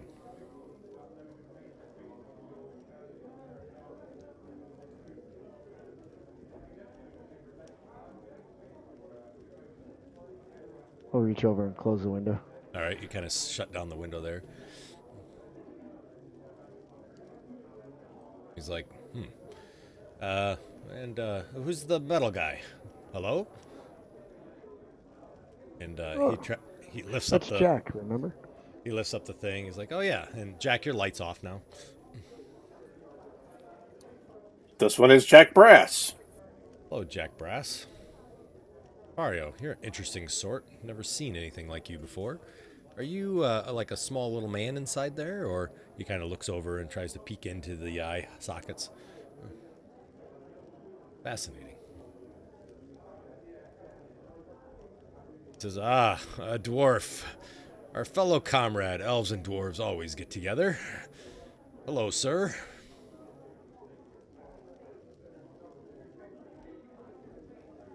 Quiet today. He must not like elves. That's okay. He says, "Please, let me get you all around." And he kind of waves over, and the bartender brings you guys over all drinks. I'm sorry that we We missed the other one. He's not here today, huh? Looks around the table. I thought he was here earlier. You're taking a special interest in him. Do you know him? Have you caught any of his shows or something? Oh, I meant the stealthy one that was following around the locksmith. Oh, he goes in and out as he pleases. He's Ah. kind of shy. I see. Well, anyways, no, I just was curious. I think that if you guys need some assistance in finding these children, we'd be more than happy to help. Do you know anything about the disappearances? Don't.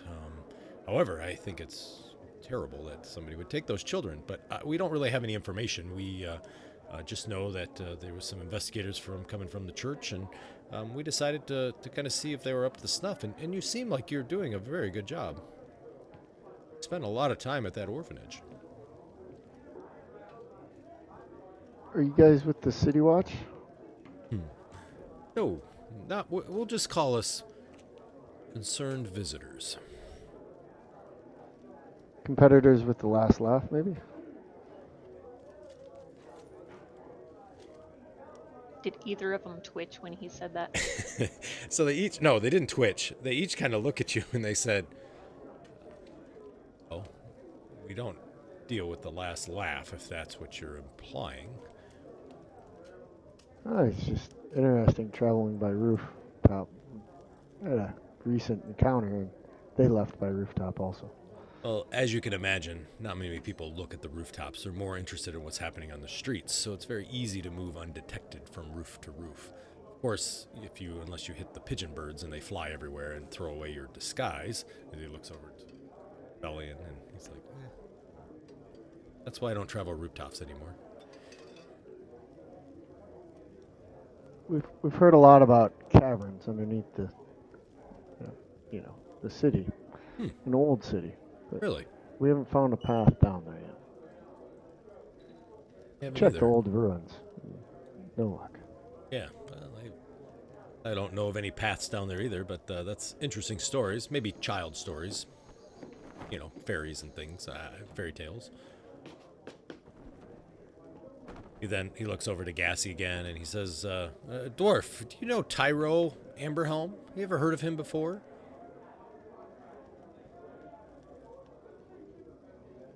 Can't say that I have. He's a merchant. Met him over at the Morkoth Inn. A great guy, really, really knowledgeable. He's fun to talk to. We love dwarfs as much as you love us. I'm sure us half elves, right? Mm-hmm. Yeah. Just curious. He's not a lot of dwarves in town, so. No, he's at. Where does he sell stuff? What's he sell? Oh, he sells just kind of like clothing and garments and things of the sort. He has a really big sort of line of hats that he's kind of going through. Sort of a purple fedora type of thing. Looks great. Not quite my style, but Ah, well, they'll be all the rage at some point. where's his shop? He keeps his shop in town? He doesn't have one in town. He's traveling through, but Okay. yeah. He told me he's from far, far away. Maybe even near some city called Greyhawk or something. I don't know. Ooh, wow, that is a long ways. Yeah. I was just curious, didn't know if you knew him or not, so. Nope. I'm not from that neck of the woods. Gotcha.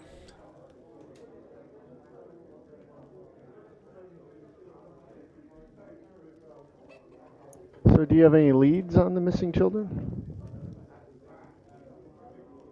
I don't. The only thing we knew is we were pretty good friends with Ulthrashta. There was kind of one of the half-elf wizards that was abducted about 3 weeks ago. That's why we had come into town, because we had heard that they were taken. But I have to be honest, once we heard about the kids, we're like, well, we definitely have to figure this out, because, it's bad enough they take one of our friends, but they start stealing kids. It's just terrible, right? Yeah, for sure. Well, if you all need any help, you need a couple hands, we're more than happy to come with you and bring these perpetrators down to justice. Now, Tell us, what do y'all do for fun in this town? We're fairly new here.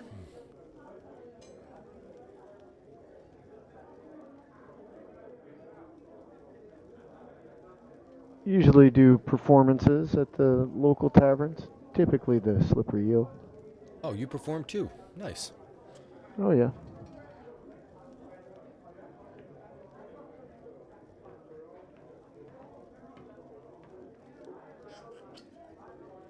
Other than that, I haven't really seen much of the town yet.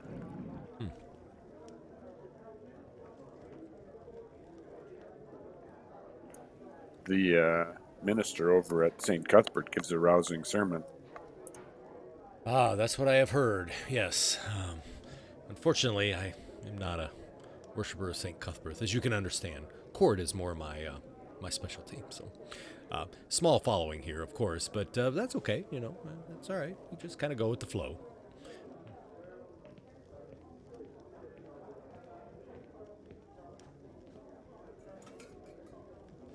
They kind of look around, and obviously they're standing, right, because there's not enough chairs. And I asked Garrus, what does she do for fun? I don't have time for fun. Dwarves have me working constantly. Oh, you work for dwarves as well? Yeah, I apprenticed to, well, I was apprenticed to Zenith Splintershield, but he went off to the Underdark. You know, Don't dwarves know and that their name. crusades.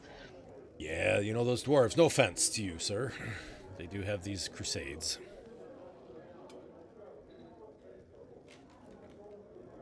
It's nice to have something to work towards. It's true. Very true. Well, I don't mean to be rude. He kind of quickly throws back his drink, and you see that the other one has drank his wine now. He says, but we're going to turn in early. If you need us, please just come on over to the Morkoth Inn. We'll be staying there, and just ask for Ferry or Felion. Be more than happy to chat with you. We won't follow you anymore. We apologize if we seem to be what should I say, suspicious. We just were curious on who was coming, and we'd love to help. So just let us know, please. Sure. No problem. Morgoth Inn, right? Yeah. Thanks for the drink. I appreciate it. You're welcome. And I'd be careful in here. I don't know if I would walk up and start talking to anybody in this room. It's a little rough. You could probably handle your own, of course, but just a recommendation. Oh, I'm not worried. Of course. Gotcha.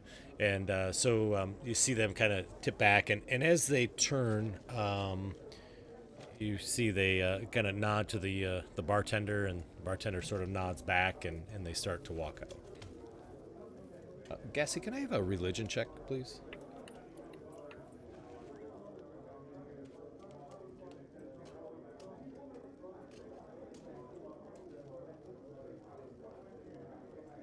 Jeez. Never mind. It wasn't very good. So you see a symbol on there, kind of a tattoo on one of the arms of them. You know it's a religious symbol of some sort, but you don't know which one it is. What does it look like? I can tell you. Hang on one second. I got to look it up here real quick. But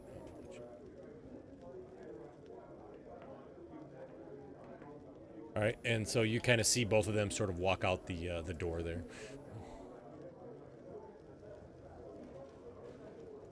Well, where did Lee get to? Maybe he'll, rest a little bit better knowing that these guys are up to, not up to anything bad. Just nosy. Yeah. Not sure where he went. He went just past their little stage left there and out the window. There you go.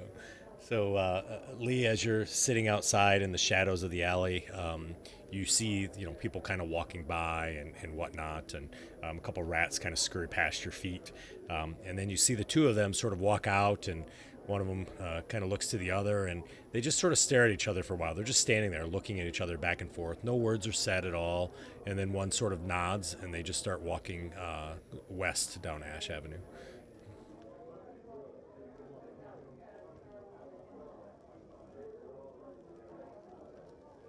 You know, didn't Rufus say he knew a couple places where we could get down in the Undercity?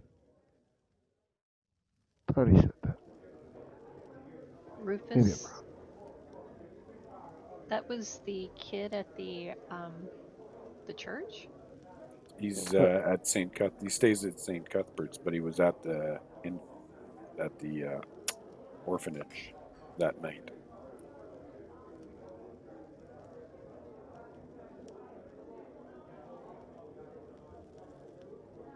I can't remember if he said anything about getting down into the caverns below. he was the guy we saved. Yeah.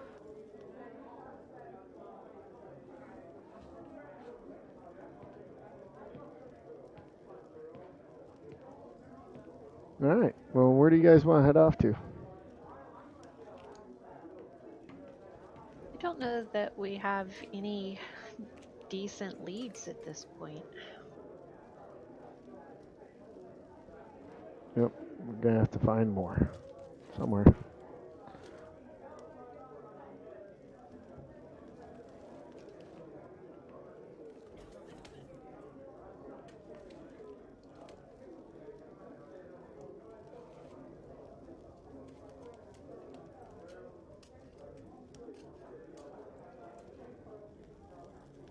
There's still something fishy about that gnome at the lock shop.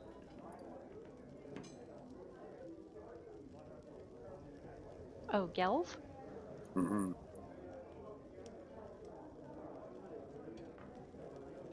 Well, Yeah, I'd agree. he seemed, you know, well, at least me, seemed trustworthy, but I'm always leery of, you know, the people who make the keys. Like, did they really get rid of their master key? Like, or did they, like, hoard them themselves so that they can always have a way to get into their own locks, type of a thing? So I was curious if somebody, you know, like maybe the Laughing Hand, like stole them and maybe broke into the, or used the key to get in and kidnap the children. Yeah. Yeah, I'd agree. One of the guys next to you leans over and goes, "Are you talking about those kidnapped kids?"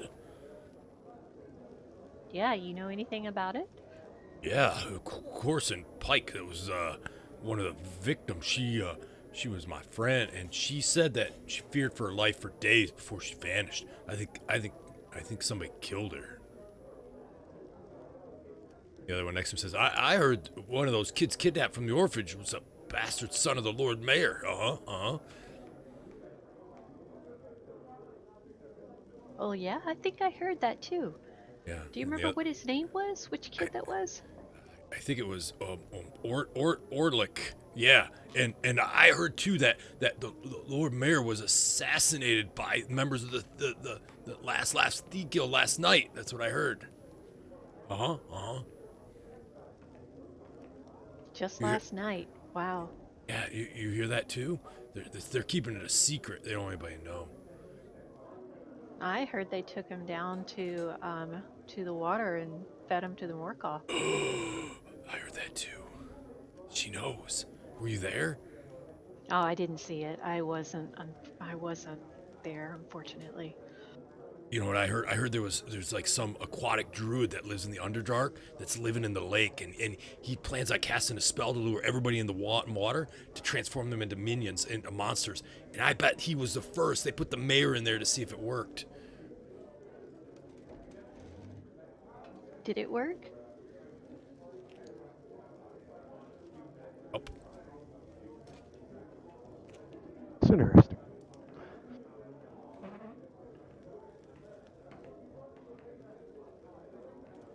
he kind of nods to you. He says, "Yeah, see, they know. They know."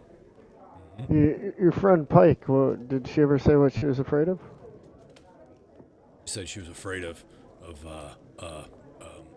ohms. Gnomes? Ohms. She said that she would hear gnomes coming in her room at night.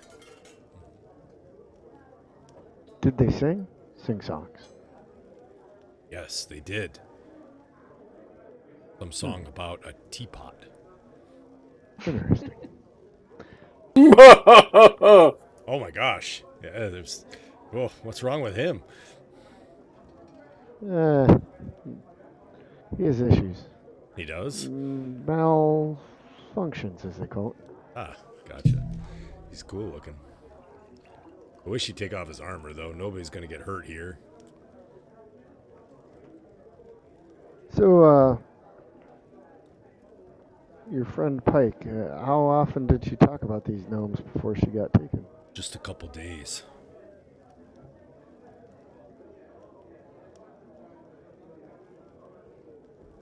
She'd disappear in the night? One morning she's there, one night she goes to bed, next night she's not there. Or morning, whatever. I don't know. He takes another drink. It kind of spills all over. He's like, whoops. Kind of wipes it off. Ugh. That's what happens when you have 12 of these.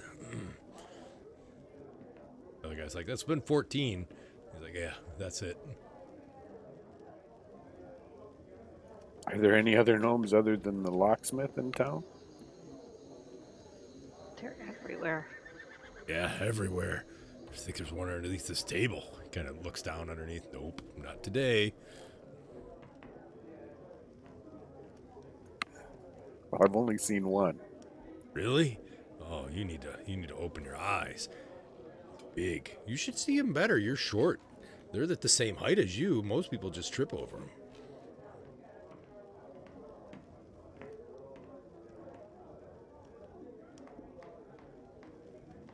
Hey, where does Pike live? Maybe I go check it out. Yeah, Pike. She lives over off of Middle Scroll Street. She has a small little apartment over there. It's probably rented out by now, though. She's been gone a while.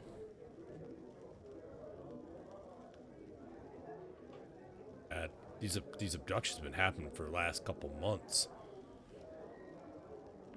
Who knows? You may be next. Oh. Hey, who was Pike's parents? I forget.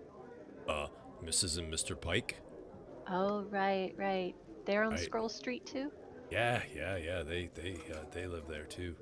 Mm-hmm. Great people. He lost his arm though, but it'll be okay.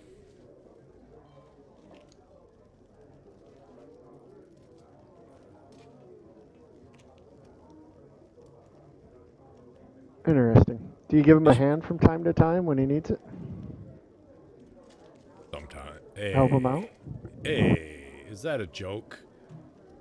Yes, lighthearted, sorry.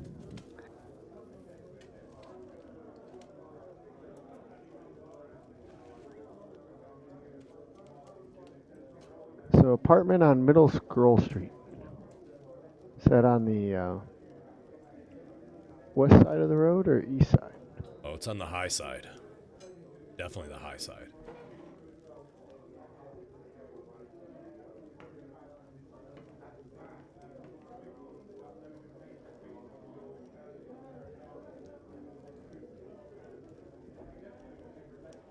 Interesting. Didn't know people went missing outside of the orphanage. Oh yeah, lots of people are gone. I think there's been probably 30 or 40 people missing From all around the town? everywhere. That's why I said you could be next, and then I'll be talking about you and how you were here yesterday and now you're gone. Oh my gosh, that's heavy. Like, Very deep. do me a favor, write your name down so I can tell people. What's your name? Oh, here, I'll spell it out for you. L-O-S-T.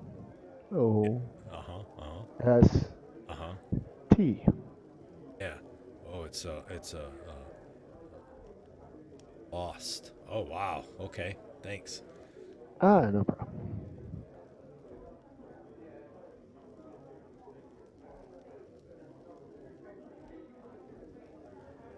Lee, do you hang outside for pretty much the whole time? Yeah,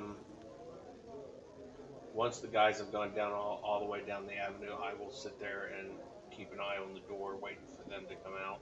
Okay, sounds good. But also watching to see if anybody else comes back or if those guys come back to kind of spy on the building. Sure. Yeah, they seemed. You saw them continue down Ash Avenue, and they were walking very, not nonchalant, but definitely appeared to be moving in a certain direction, not using anything that would make you think that they were going to try to double back or whatnot. And once they kind of get around the curve and you're not able to see them anymore, you continue to watch, and you haven't seen them for probably about 30 minutes or so. You see that there's a lot less sort of traffic now as the night's just kind of getting later and later. You do see occasional person will come into the dirty bucket, and occasionally somebody will leave, but nobody else that seems of significance. You don't see anybody jumping from rooftops or having the face mask or the face painting that you had seen before. At this time of the day or evening, night, whatever it is, Yeah. most people will walk. I'm assuming most of the normal people would walk with a little more caution, a little more furtiveness to them. Yeah, they would. They would be, they'd be definitely vigilant, especially down on Ash Avenue. I mean, a lot of the lights, the lanterns here are, some of them are lit, some are not, and there's not a patrol of guards that walk down here at night necessarily, unless there's trouble. How were Dumb and Dumber walking? Were they walking furtively, or were they walking like they didn't have any concerns at all? So they gave the era that they had no concerns, but with your craft, you know that that they were definitely very vigilant, watching to make sure that nobody was tailing them and that nobody was messing with them, especially when they walked close to someone or were going to pass somebody on the street.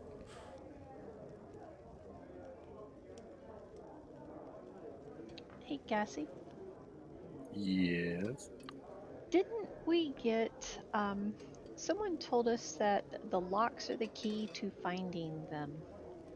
that's correct. So I do think we need to rethink the gnome. I agree.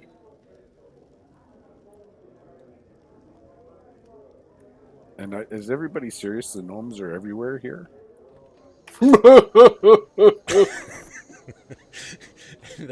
There's some gnomes here. There's not a lot, but occasionally you'll see them. They're probably like 1% of the population, so it's pretty unusual to see them. But you'll see them every once in a while.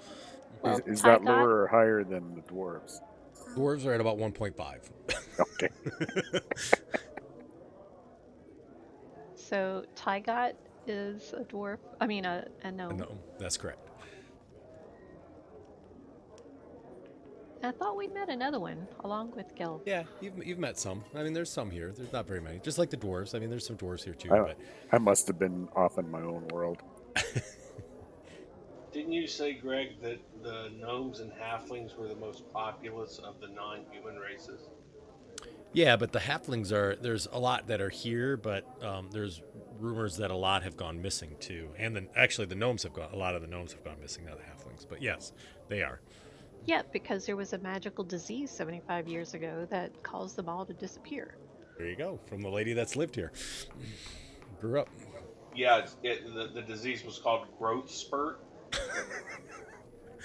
Or stilts, right? I wonder if that's why he wears stilts, because people don't think he's a gnome.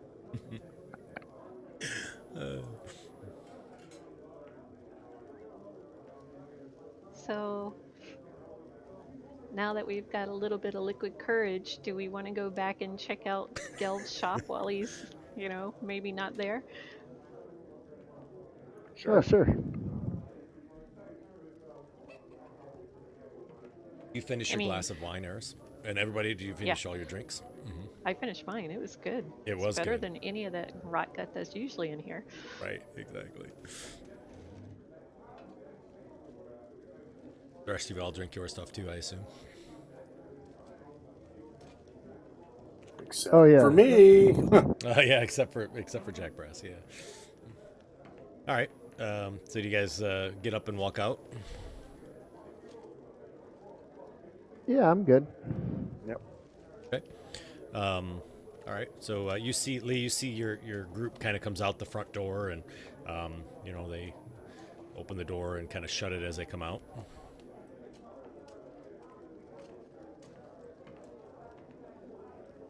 I'll wait to see which way they're going.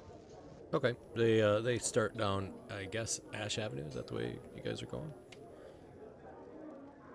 Yeah, I think so. I think that's the Heading quickest towards way. the west. Okay, gotcha.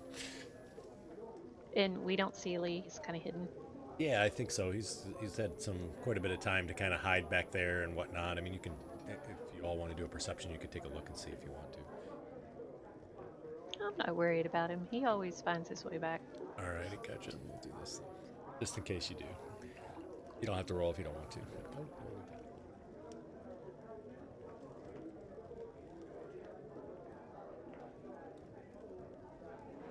You get a message from me, you can see him. Otherwise, if you don't get a message, you don't see him. So.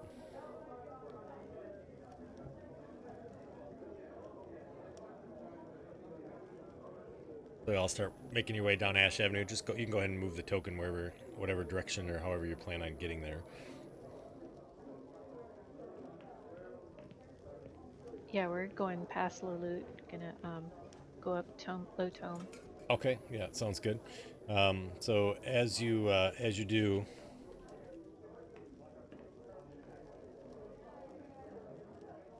You kind of make your way around and kind of move down the Low Tome Street and kind of continue. So for you, Lee, oh yeah, you're typing. I see. Okay, gotcha. So you guys all kind of continue. You do see that there's not a lot of people here. As you come up Tome Street, you see there's a lot of apartments that are along this road here. Not a lot of stuff and whatnot. Not a lot of shops, I should say.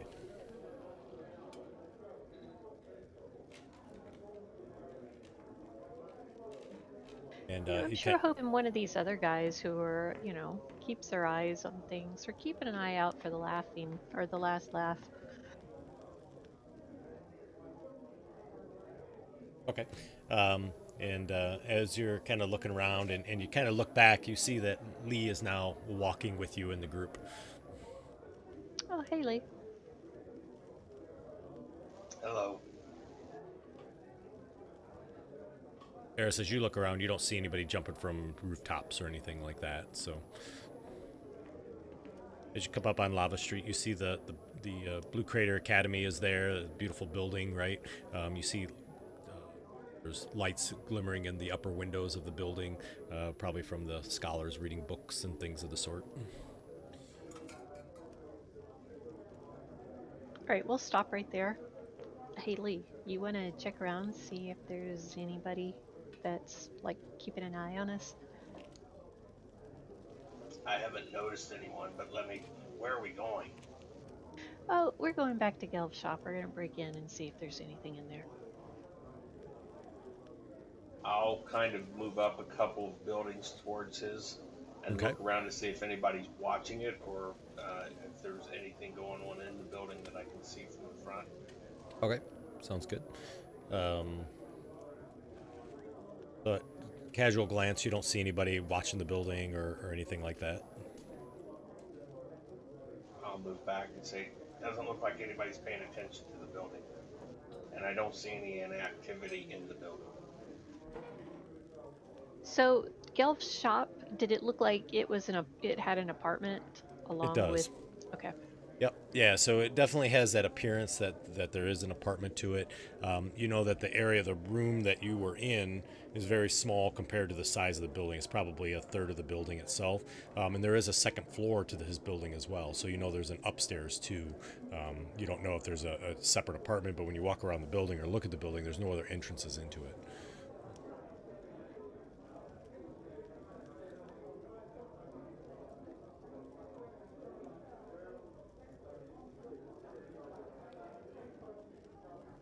So what's our plan here? Oh, I don't know. I just remembered that, that person who gave us that, twisty little riddle said the logs are key to finding them. So Maybe he's got a way around in the back. no, could be. Check out Middle Tome Street, maybe. Yeah, so as you kind of go to the back of the building there, you see that there's no doors on the bottom floor, but the top floor there's a solitary window. All the other windows were on the front of the building, but in the back, there's the back of the building. There's a solitary window that you see up on the second floor. Hey, we've got to be careful, and there's probably guards that are walking around off of Magma, because this is getting into a little better part of the town. Yeah, that's a good point.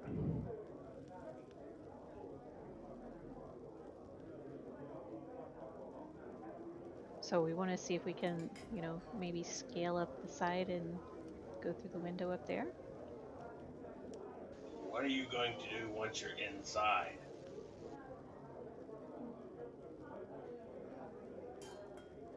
Look around. Well, Lee, I hadn't really thought too much further than just going in and looking around. I got that.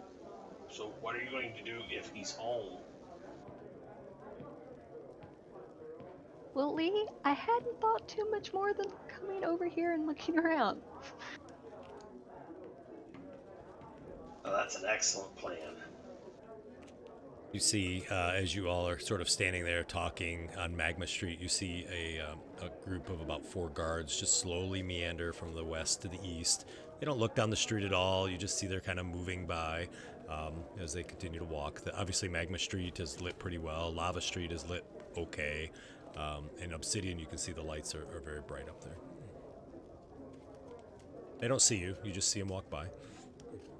I mean, are you wanting to go in and beat a confession out of him, or are you expecting him to have a plan laid out where you can just say, aha, here's what he's doing, or what?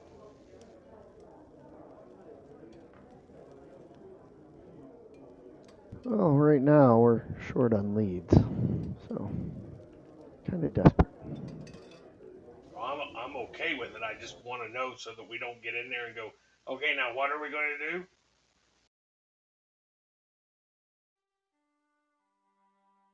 Being prepared definitely can save your ass. Look, I Yeah, can think up the big plans. The details, they are beyond me. Maybe we just go in there and ask nicely. are you gonna be able to keep that lantern under control?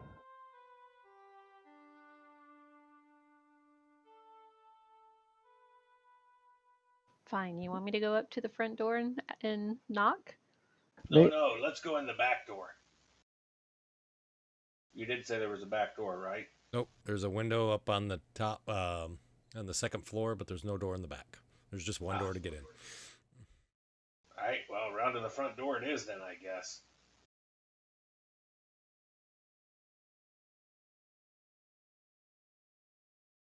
I can try and see if we can get in. Let me see if I can look at the lock. On the front door? It's a little obvious. Hello, how you doing? Just keep walking by.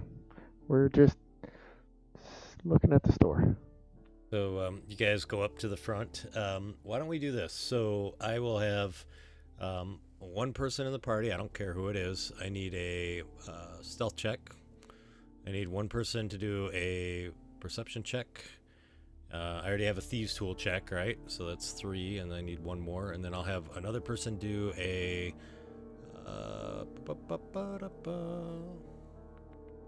sight check. This may be time for some inspiration. Did you say inside? Insight would be one of them. Yep. You want me doing it? You were doing it in a tower. Yep. And so each of you can pick one of them, and you can do whichever one you like. I'll do insight. All right. All right. Thank you. So Jack, you're kind of looking around, trying to get a feel for, when the guards may come or what people are seeing, if you see people down the street and whatnot. And as you look, you don't see anybody really paying attention to you all. They sort of not really looking at you. Perception. I'll do perception. All right. Yeah, so Gassy, as you're doing perception, you see that those guards that I talked about have come down Middle Loot Street and come to Lava Street. So you kind of see him there, and you sort of probably put your hand maybe on Lee's shoulder as he's sort of looking at the lock. Yep, right there. However, Okay, I'll point him out to him. yeah, so you kind of point it out, but you see that instead of them turning to the west, they turn to the east and they start walking down Lava Street the other way. Okay.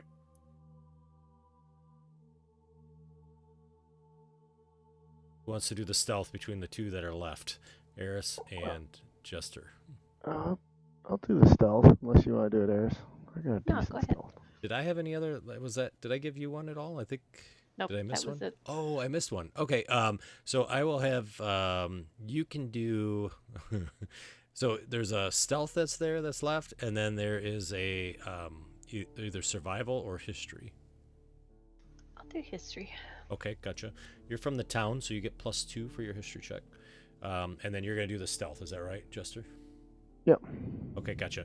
So, Jester, you're able to kind of sort of keep the group kind of looking sort of inconspicuous, right? And to try to make it look like, so you kind of have people sort of positioned in certain spots, like two of people talking, right? And somebody you sort of position them to know where they're at. And Eris, you know that the guards at this time of night only typically patrol 2 streets at a time. So there's always one that's on Obsidian patrolling, and there's one that stays on Obsidian, and then there's a set of guards, 2 of them that will go between Lava and Magma Street back and forth, and you know that there's 2 sets, so there's usually one on this side of the lake, and then the other one's always on the other side of the lake, so you know you've probably got about 15-20 minutes before the other guards come back. Okay. Great. Nice job. Everybody rolled great, actually. You all were pretty high, and Lee, as you're working that lock, quickly you kind of work through the both locks. These are complex locks again, to be honest with you, but you're able to unlock them without any difficulty, so nice job. So you hear the lock click and unlocks there. I'll open the door and slip inside and wait for everyone else to come in. Gotcha. So the question I have for the group would be, about what time of the day is it? Now, remember, you've been up since morning, so that's one reason. And the other reason is I'm just curious how long this store has been closed since you've coming in. Well, it was more or less dark when we went to the Dirty Bucket, right? Correct. So, and we were in there for a while they chatted and stuff. So let's say 8 or 9 o'clock. Would that make fair. sense? Okay, 8 or 9. All right, that sounds good. Okay, so yeah, we'll say right around 8 or 9 o'clock. That sounds great. So the door unlocks. I'm assuming that most shops are not open this late at night. Nope, they're not. They usually close at night, to be honest with you. So it's probably been closed for a couple hours. So I'll unlock the door, open it. Do I see any motion inside to begin with? Yeah, so as you look inside, you do see no motion at all. But you do see that the hearth has a little bit of a dark glow from some coals that are in there, and you can kind of feel the heat that's coming through. The room looks exactly the way it did before for you as you're looking in there. And I'm just going to put you all there. I'll actually open up the bottom part of the map. But you don't see anything moving. You see the curtains are closed. The door on the other side is closed. And those chairs are there as well.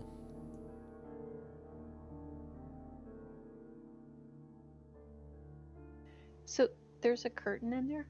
Yeah, you see the red lines on the side there. So that's his desk, his table. And then there's 2 curtains that are closed that kind of close off the other side of the house.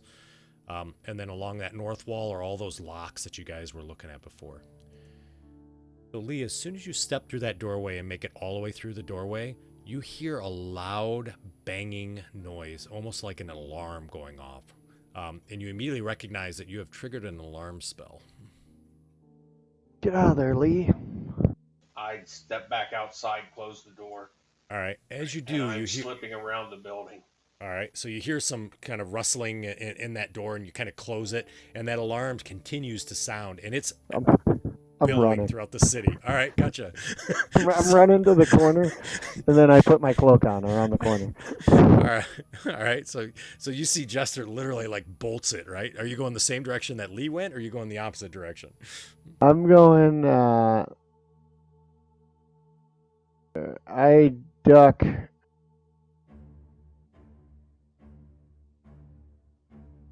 I go to an alley just to the north here. Okay. So you kind of run to the north, and here I'll actually let's do this. Everybody's tokens are going to be huge, so bear with me. There we go. They're all on the big map now. Well, I got an arrow on there now, but Oh, okay, gotcha. Sorry. Yep, I see you. So just go ahead and shrink down your tokens. I think that'll probably be the easiest. So you see Lee just runs, right? He's gone. Well, I guess it's hard to see those tokens. But I'm going in the alley between that building and the other one to Middle Tome and down towards Magna Street for a minute. 1 second. I have a better map. I apologize.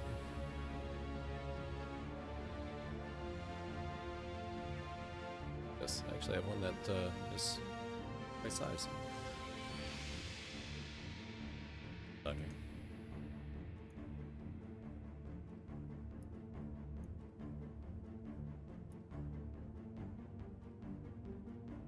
There you go. So you all are right there. The green building is the Gelf's Lock. So Lee, you kind of run around the side there. Jester, you ran all the way up to the north. it's right there. All right. The alarm is going off. Gassy, Harris, and Jack Brass. What do you guys do? I'm following Jester. All right, gotcha. So, so you kind of run down the street too towards Jester, and Jack, how'd you do on that? I did all right. All right. So you see Jack Okay. Brass is standing there in the street. Jack I'm looking around right now, trying to figure out which way to go. Then I go follow Jester. Okay, gotcha. So, so you see his head kind of spins there a little bit, and suddenly you see that Jack Brass kind of clumbers along the road there, and the alarm continues to go off. So we'll just kind of use that as sort of the first round to see kind of where you guys ended up and where you were going. So you guys are all separated. What is your plan now? The alarm continues to go off. You see the light upstairs, Eris, and his bedroom turns on, and you can see the light in his room kind of flickering as he's moving about inside. Okay, I know the city pretty well. You do? So I am gonna try, and I know that there's guards on Obsidian, and the guards just took a left on lava. So I'm trying to make sure that I get on magma and head the opposite direction of where they were going. All right, sounds good. So so you're gonna move that way. Lee, I see you're circling the building and running across the street. Yeah, I'm heading down into Ash Avenue. Okay, gotcha. So you kind of run across the street. As you do, you see the guards probably about 120 feet down Lava Street. They're now starting to run this direction, and you all see the houses all around here. The lights are kind of turning on, and you see people sort of pushing open windows and looking outside the window and whatnot. Jester, where are you headed? Where are the guards on my side of his house, or are they on the other side? Nope, they're on the far east side of Lava Street. So they would be where the red arrow one is, or they're kind of down there. That's where they were coming from, or they would have headed to. Oh, okay, I see what you're saying. Yeah. I guess I just keep going down Low Tome Street, and I just walk naturally. Okay, gotcha. So for Eris, you said you were running down the street?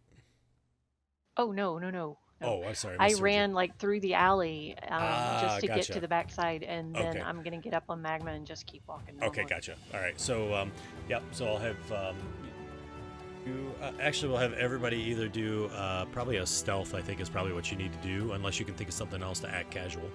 Performance. Oh, performance. Sure, I love that too. Performance sounds great. So I'm just going to act casual myself. Perfect. Performance for everybody then. I think it'll be great. I'm following Jester anyway. So All right, gotcha. Gassy, how about you? Same. Oh yeah. I'm I'm not going trying to stealthy. be stealthy.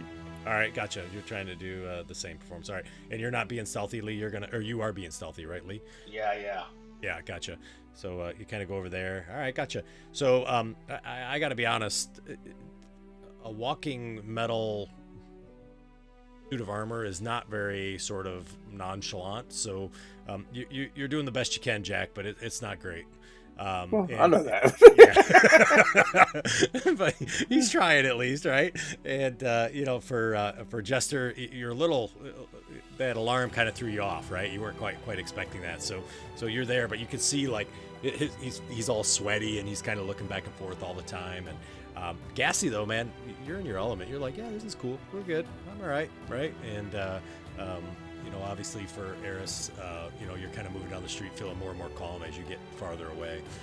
Lee, you're able to stealth throughout those buildings pretty well without difficulties. And so, as you guys are going, you do see there's some people running up Tome Street now, and Low Tome Street coming there. There's some brutally kind of guys who are like, oh, let's go see what's going on. And I'll tell them. I saw the painted face people running down Lava Street to the east.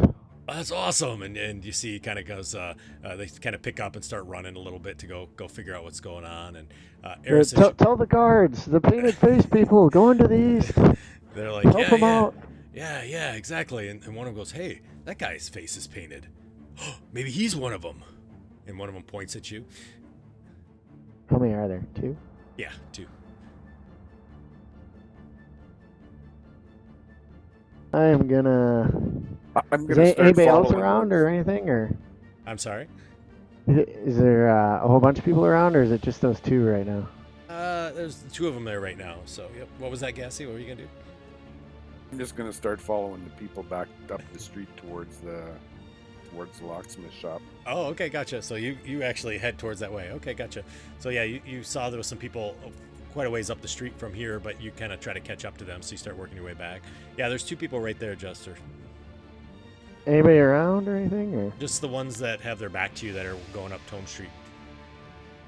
Oh, he just said I have my face painted, huh? He didn't Yeah, say yeah, anything. He you're kept right. going. Yep, yeah, he kept going.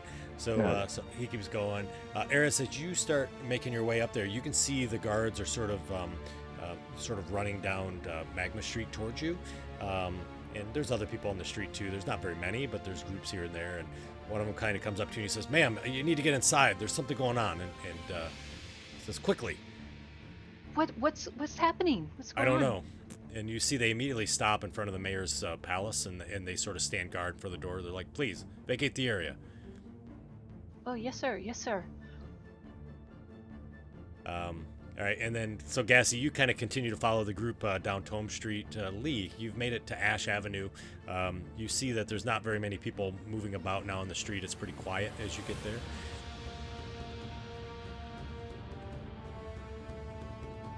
Would you like to For do? some reason, I can't scroll farther. I'm heading to the Rusty Bucket.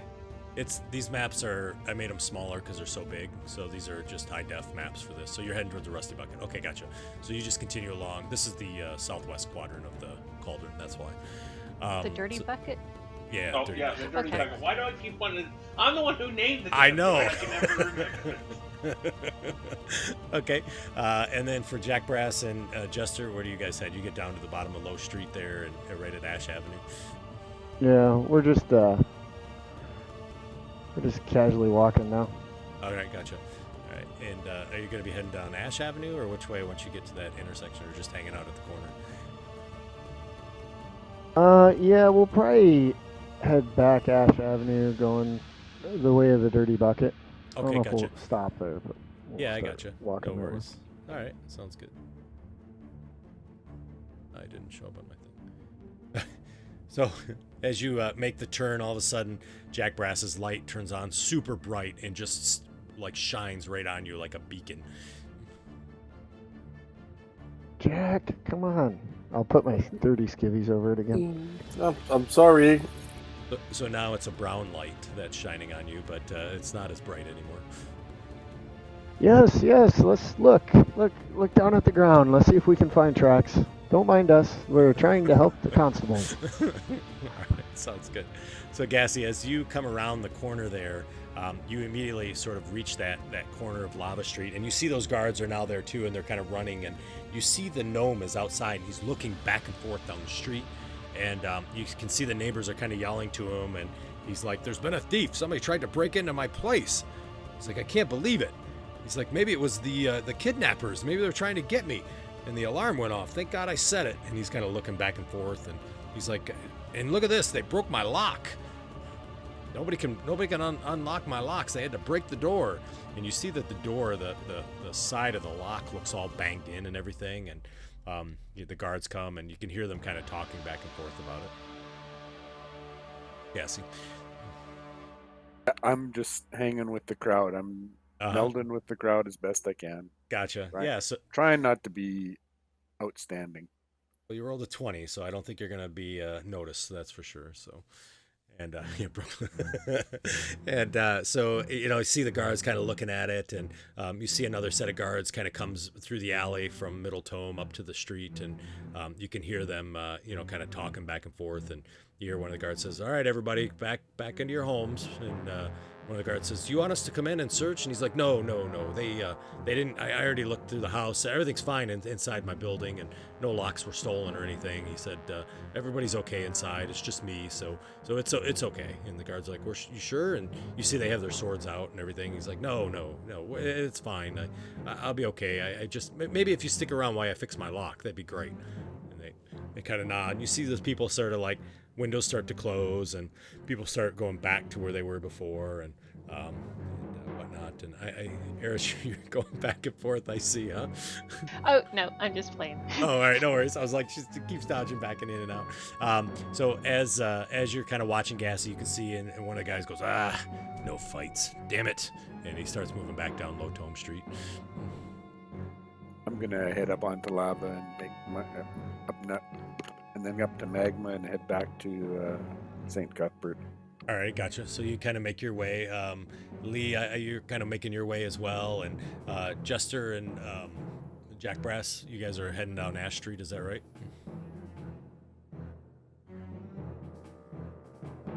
Yeah. I don't know. I'm following Jester. Yeah, All right. yeah, and we're looking at the ground, looking for tracks.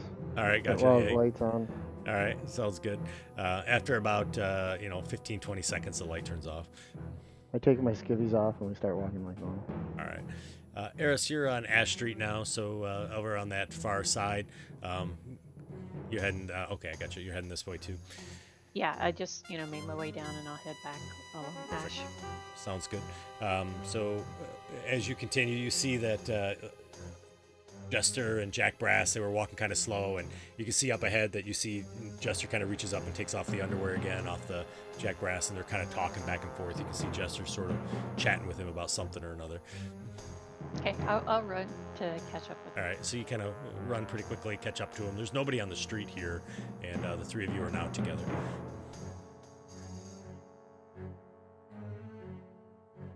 Well, that was interesting.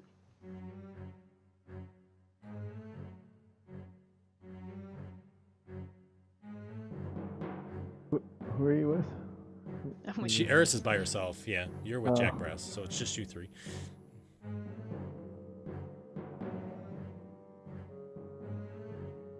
Jester, Eris, and Jack Brass together.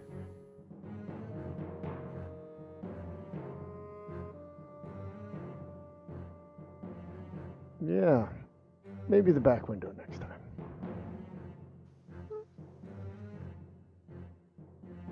Maybe we'll just go talk to him, and then daylight. Maybe we can use this. Convince him that maybe somebody was trying to break in to kidnap him too. Deception. I like it. Yeah. That was planned all along. Just to scare him.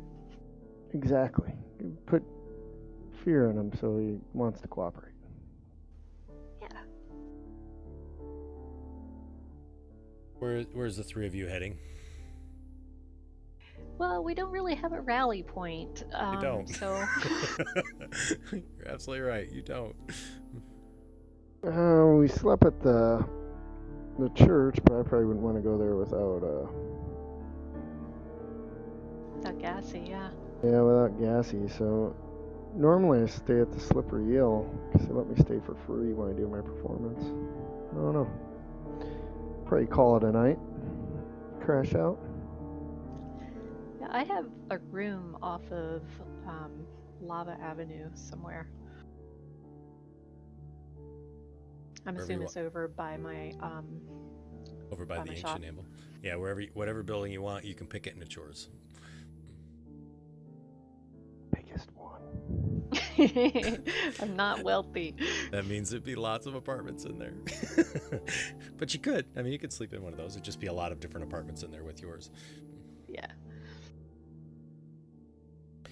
All right, so you guys work that way. Gassy, you kind of continue down Magma Street to make your way to St. Cuthbert. You make it there without any difficulty. The remaining of the group too, and Lee, you end up at your destination, which you had wanted as well. And so the group is pretty split for the night, but there's no nefarious play or anything that you see on your travel back to the respective locations that you were heading to. And Jester, were you heading to the Slippery Eel, or were you staying over at Eris's apartment? If Eris has room, we'll just stay there. That'll probably be easier. Sure. It's just one room, just tiny bed if you guys don't mind sleeping on the floor. Oh yeah. Yep. I got my backpack with me, so I'm good with sleeping on the floor. All right, so we'll have all of you head back to the respective areas. So just for a housekeeping thing, I meant to bring this up before and I forgot. So anytime you're sleeping, it's going to be assumed that your armor is off, just so that you know, and you don't have your weapon right at hand, right? I mean, it may be close. So if you want to sleep in your armor or you want your weapon right next to you, you need to let me know when we're going to do a long rest. The other thing is that in like buildings and things like that, you're in the city, you're going to be assumed that your weapons are sheathed or hidden or not in your hand, right? So I just want to be clear with all of that. So if you want to take that or hide them, you need to let me know. Is there a Thank you. penalty for sleeping in our armor? There is. It gives you a level of exhaustion. Okay. If I remember correctly, I'd have to look it up, but there is a penalty. Yeah. That's why I brought Yeah. it up. Yeah. So, thank you. And you're right. I forgot, Jack Brash. You don't sleep. So He does the R2D2 mode. he does, right? Exactly. If it's okay, since we're all taking a nap here before we get to the morning, let's take a quick break. Lee, you're able to get into your typical sleeping spot without any difficulty, and are there without any problems. Gassy, as you return, there's nobody really in the church there, so you're able to, or not in the church, but awake. But you know how to get in and whatnot, and the doors to the front are always unlocked, so you're able to come in. They believe St. Cuthbert will keep their church safe. So you're able to go in and get some sleep as well. Jack Brass and Jester, you're kind of laying on the floor. It's a small apartment, but it's cozy nonetheless. And Eris has her bed that's there as well. I'm not laying. I'm standing up. Oh yeah, you stand up. That's right. I forgot. Yep, my Thank you. back against the wall. And I'm looking at the door. Yep. And as you're doing that, Eris, you go ahead and obviously go to sleep. And Jester, you're going to sleep as well, I assume. Oh yeah. Yep. And Jack Brass, as you're standing there motionless, obviously seeing and hearing things, and the night progresses, and about 2 hours into sleep, you see Eris starts to toss and turn in bed. And she mumbles something. You can't really understand what it is, but she looks like she's having some sort of a dream, or something just is not feeling quite right to her. And you can kind of see that as she's there. Jack Brass assumes that it's kind of like a dog chasing a car or something like that type dream. Yeah, exactly, right? Yep. Yeah. They're animals. Right, exactly. So, Eris, as you are sleeping, the demons of your childhood and of your past and of your conscience have returned again this night. It's almost the same nightmare that you've always endured every night, for every sort of sleepless night that you've had in your life, or nights of unrest. You're in your childhood home again in the night when your family was lost. See the horrific image of your mother screaming as she tears her hair from her head and her skin from her face. You see your father frantically trying to restrain her, shake her, wake her from the madness, while you and your brothers and sisters weep in fear and confusion. Scream out a warning to your dad to protect him from the sickening blow that you have witnessed thousands of times, but your voice is silent. You continue to try to warn once again in vain as you watch your crazed mother grab the water jug and knock your father to the floor. The image quickly disappears and shifts to you now laying beneath your little bed, trying not to make a sound. You peek out from under it, seeing your older brother laying dead on the floor, staring at you, eyes wide open. Suddenly, smoke pours into the room and fire races across the ceiling. A hand reaches under the bed to save you, and you look up and see a beautiful angel calmly smiling down at you amidst the smoke and the hellish glow of a burning room. You reach out to take his hand, but the smoke begins to engulf you, burning your lungs, coughing, your eyes are watering deeply. You feel yourself being swept up from the floor, through the window, and into the cool night air. Without opening your eyes, you know that this angel has rescued you.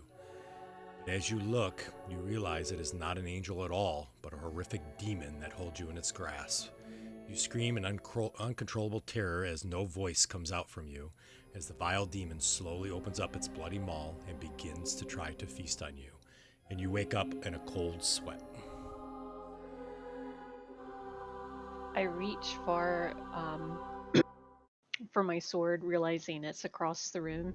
Yes. And because I see, somebody standing in the corner. Yeah. That's not normally in my room. Yeah. So I kind of roll out of bed, try to get into a defensive stance. Alrighty.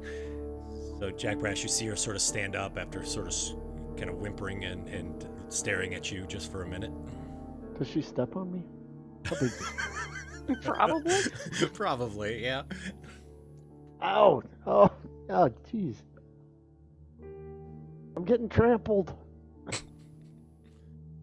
You look around, you see that you're back in your room, right? You remember these dreams come fairly frequently. It's been a while since you've had one. And you see Jester on the floor holding his gut as you were stepping on it, and he kind of rolls over, and you see Jack Brass standing there motionless, staring right in the room, not moving or making a whimper or a sound. Oh, sorry. I'm so sorry, Nira. I'm sorry. It's a good thing you're light. Yeah. It's bad dream. That's not my coin purse.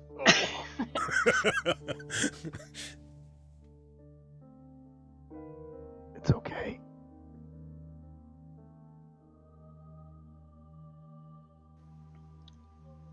All right. I'll roll over and go back to sleep.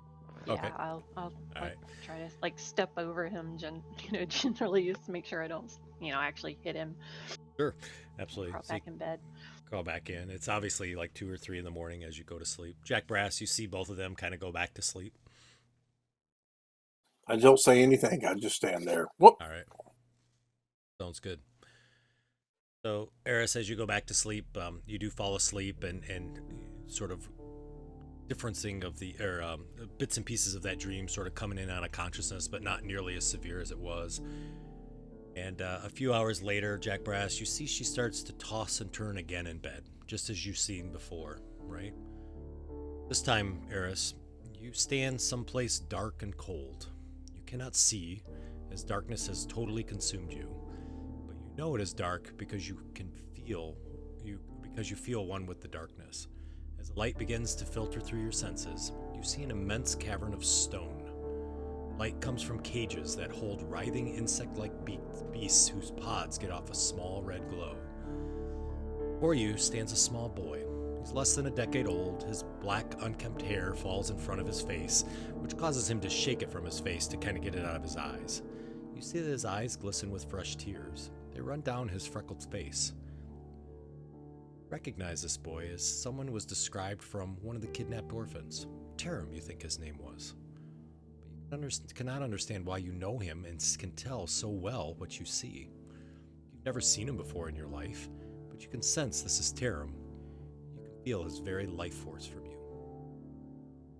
down at your hands, and you see that that you are gray-skinned humanoid with writhing tentacles on your back. You've seen this before.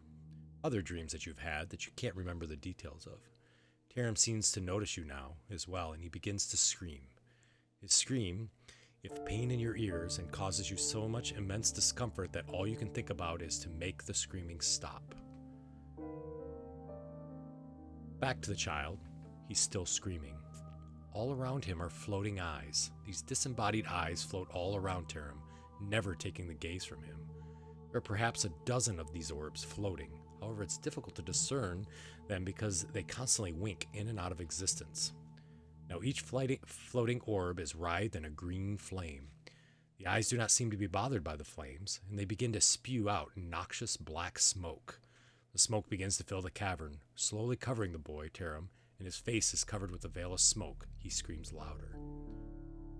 And as he is taken away from your vision, you see his tears have turned to blood.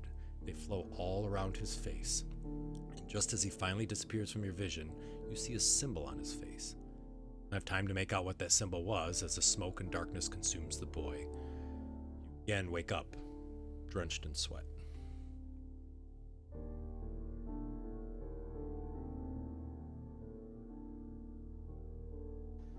Is it closer to dawn at this point, or? It is. This is pretty close. You can see the sun is kind of coming through the window. You hear the birds kind of chirping outside. It's probably early dawn. Very restless night for you. This one thinks you were dreaming of squirrels. Wipe the sleep out of my eyes. No, it was much different than squirrels, Jack. Badgers? No, if only. I had dreams about one of the missing children.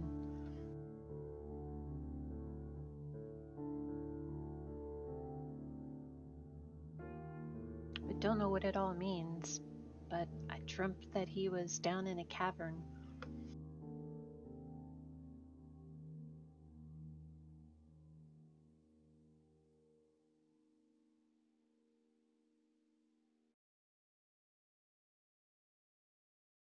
Anyway, yeah. Down in the cavern, huh? Oh, hey, sorry for waking you up. Oh, that's all right. Yeah, I haven't had dreams like this in a long time. How long? Months and months. But yeah, I dreamt of, one of the kids. I think they described him. It sounded like the kid Trellum or Tarum.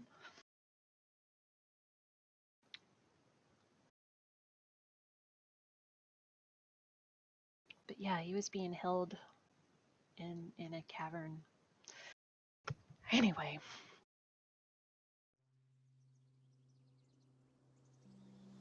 Held in a cavern. That plays along with some of the stuff we've heard. Did you see anything else? Moss? Rocks? It was like I was looking through somebody else's eyes at that, at the child, and then the child started screaming, and it was hurting. I don't know. There were like eyes that were floating around with like green flame. It was all very bizarre. And were you at the same height as the child? I don't think so. I think I was larger than him. So, from like a human or a half elf's perspective. Oh, I don't think I was human or a half elf. There were like things growing out of the back from the perspective that I was looking at. And green flames floating around in the air. Yeah, it looked like they were eyes with green, like mist or flame coming out of them, and they weren't even hurt by the flame. Have you Very heard of interesting. something like that before? Let me think. What kind of check do you want, Greg? Oh, so I mean, what do you think from the description that she's doing? I mean, whatever check you think would be Uh, appropriate. Maybe an Arcana. Sure, 'Cause Arcana it's sounds like great. it's not natural, right? Right. Yeah, what she's described doesn't sound natural. Sure.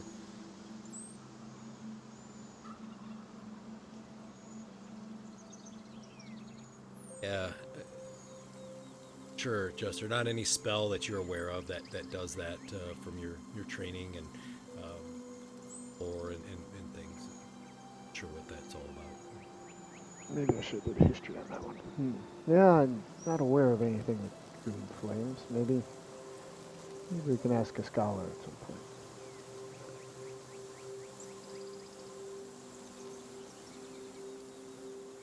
Did you see the color of the sand or the walls?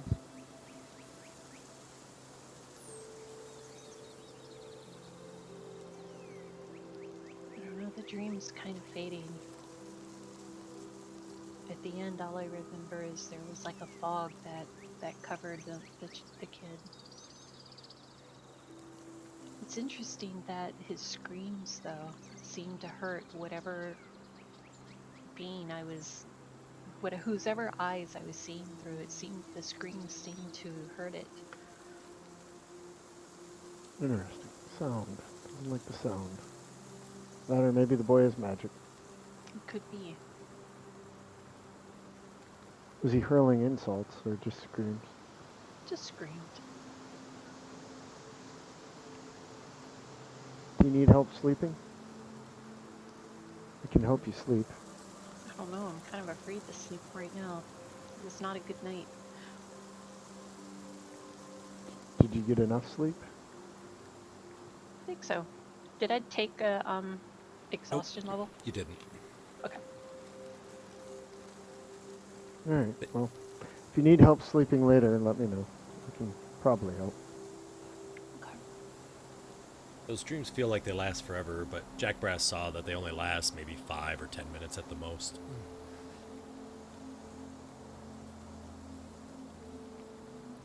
Gassy, so you've awoken over at the church. You got a really good night's sleep over there, and you were going to ask somebody something, I think. Is that right?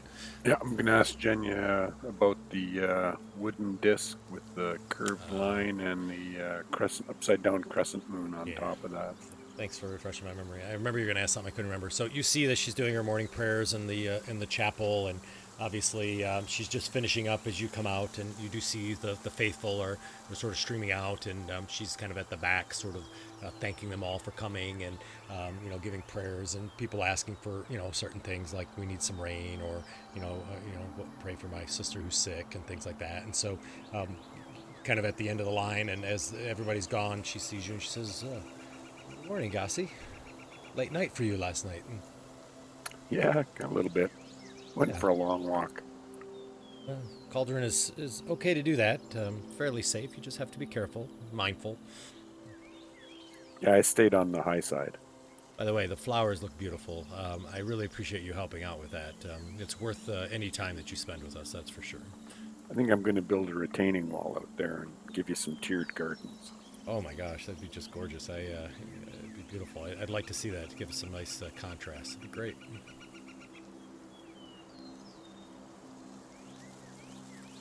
So I asked her about The symbol? It's I know it's a religious symbol. I just can't place it. Maybe I can help. You describe it to her? It's a wooden disc with a curved line and a upside down crescent moon on top. Yes. That's Farlan's symbol. Saw that? There's no churches here of that religion. Farlan. Yes. What's he? Sure. I can't recall. Yeah, travelers. People that like to experience new things in the world. Explorers. Kind of free-willed, if you want to think of it. They typically, help with building roads or bridges and, exploration of long distances. And they don't usually have temples. Sometimes they'll have some small shrines that may be there, but the good folk. Nothing that I would be overly concerned about. Sometimes they may follow the law, but occasionally break the law if they need to, or do things that are sort of random at times, and maybe some good, maybe some evil, but generally they sort of toe the line in the middle. Okay. Well, thank you. They're always welcome. So if you see them again, please let them know that they're always welcome to come. They probably won't worship here, but I will let them know. I did tell them you gave me marvelous sermons. wonderful. Well, maybe they'll come. And how is it doing finding the children? Have you had any luck? It's been a struggle so far. We're really short on leads. Tried to Or look at the keys in the locks, and it's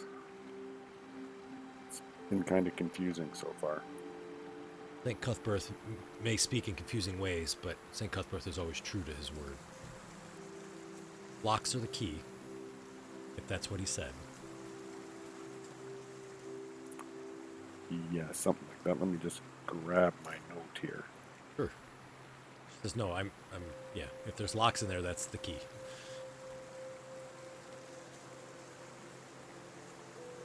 And you see somebody else comes up and she says, oh, Gertrude, it's so good to see you. Are you feeling better?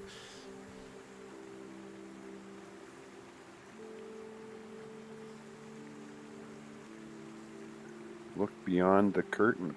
There was a curtain in the locksmith's house, too, that we didn't get a look behind. She looks to you and smiles. She says, see? I told you. St. Cuthbert always will lead you.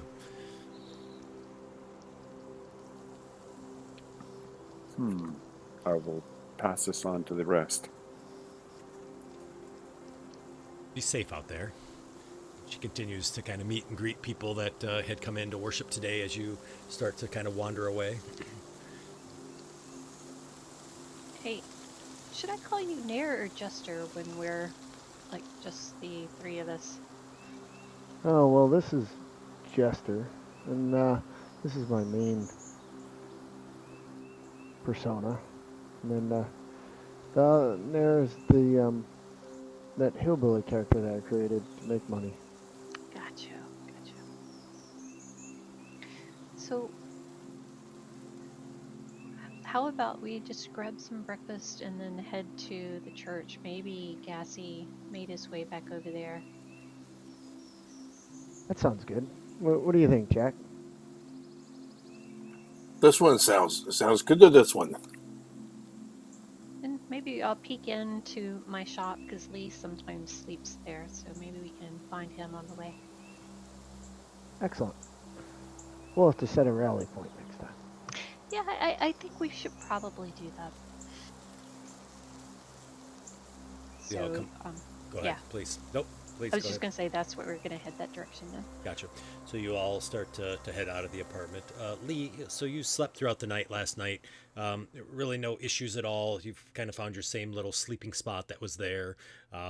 Nobody came and bothered you, and nobody had come back to the store either throughout the night.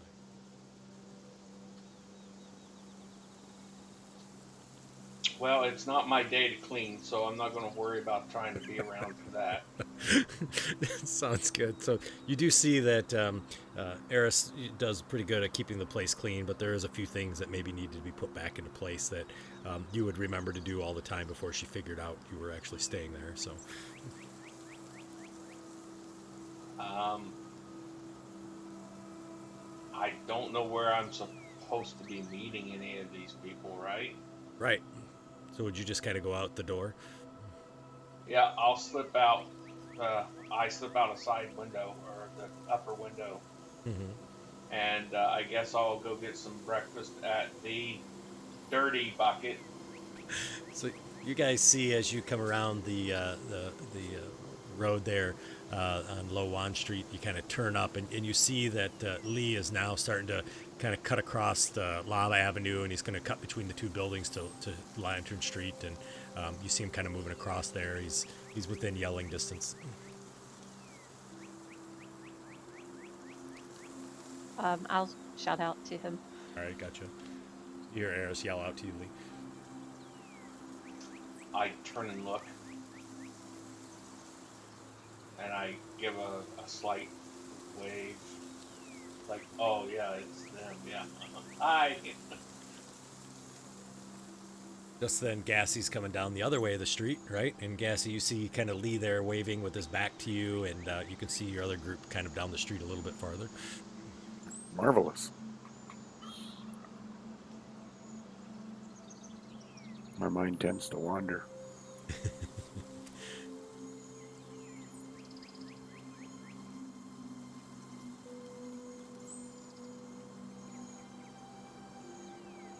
All right, so you are all together again.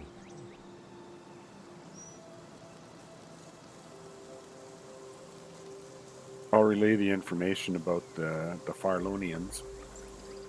Okay. That they're probably okay to, if we need to use them, we can probably be all right with them. And also, we got to get a look behind the curtain in what's his name's office in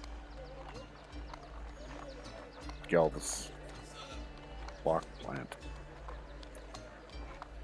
I thought those Farlonians, or I thought the Farlonian guy said their religion was Cord. Interesting. Were they, you said that you found out that they're, could they Well, the be one- Striders of Farlon? They could be, yeah. Huh, that's interesting because my mentor joined the Striders of Farlon when he went on his crusade. Interesting.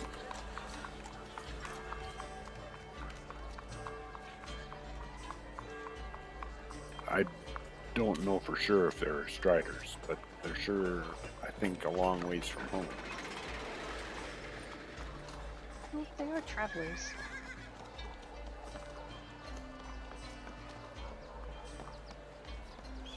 So we're headed back to Gelb's shop. I think we're going to use what happened last night as a, try to coerce him by saying, maybe the people who stole the kids are after him too. We could maybe say that somebody came after us too, Oh yeah, but yeah. they escaped. Same thing. Ask him if he saw anything. Tell him we got followed after we left, and ask him if anything weird happened to him. That's a good idea. So it all started after we left his shop. Is anybody good at the art of deception? Nope. Well, naturally, but no. I'm pretty good at it. Not Cop, me. bad cop. For some reason, my deception doesn't have a stat listed for it. Really? Do you have a It's 10 blank. charisma? It's charisma. Yeah, I think it just got clicked on. Yeah. It's a pretty good one, Mike. Thanks. Thanks, Greg. Appreciate it, buddy. Maybe you should just keep it blank.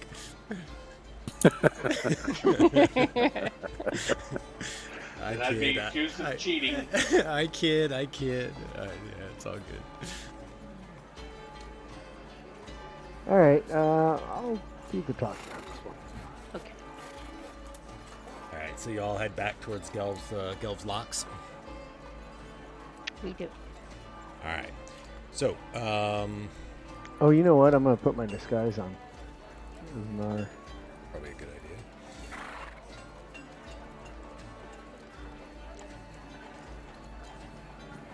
All right.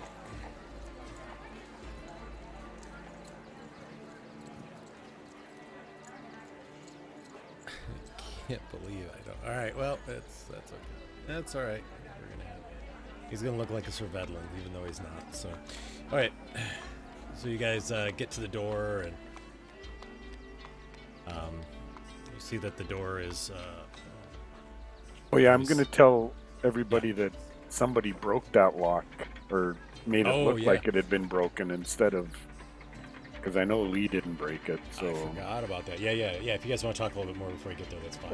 I'll also let everybody know to maybe kind of keep him on his own, so that if we have to, we can put him to sleep. Yeah, the gnome, that is. I'll let everybody know that Eris was chasing squirrels last night. You know, that's the only interesting thing I've heard from you guys all day today. Awesome.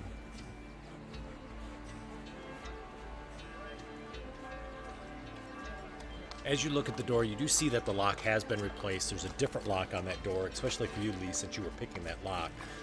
You see that this lock that was put in there is not as good a standard as quality as the last lock was, but it's a lock nonetheless.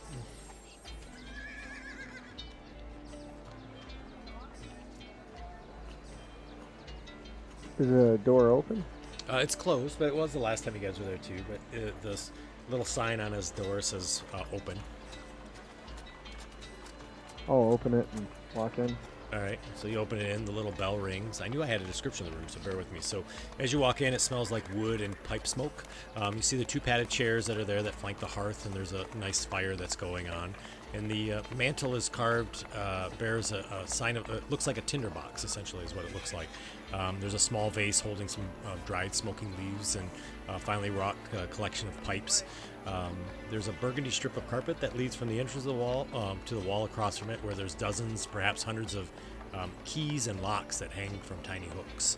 They come in all shapes and sizes that you see, and there's a handsomely graved mahogany center or counter stretches along the other wall, and behind it is the red curtains that you were talking about before.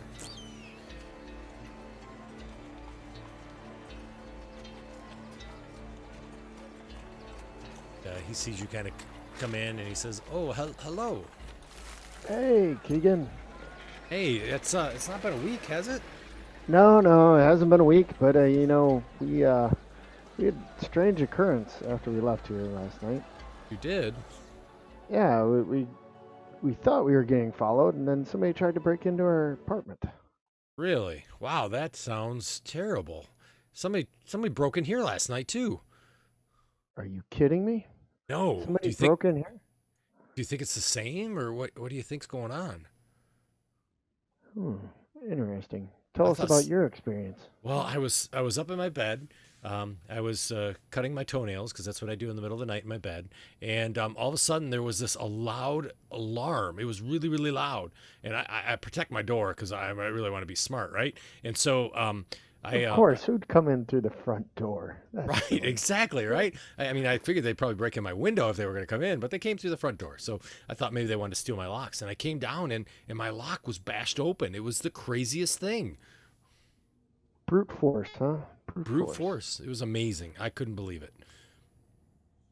Did you get all the toenails out of the bed? Because that'd be horrible to sleep Well, with. no, I woke up last night with one of them poking me in the back, but I got it. Yeah, that's horrible. Yeah, ours was similar. You know, You were they, cutting your toenails, and yeah, I was cutting my toenails, and I Uh-huh. moved on the big toe. yeah, You oh, know, that's a I bad lost one. one of those. Yeah, yeah. Super stiff. That's not good. And then there were, somebody tried kicking in our door. So That's terrible.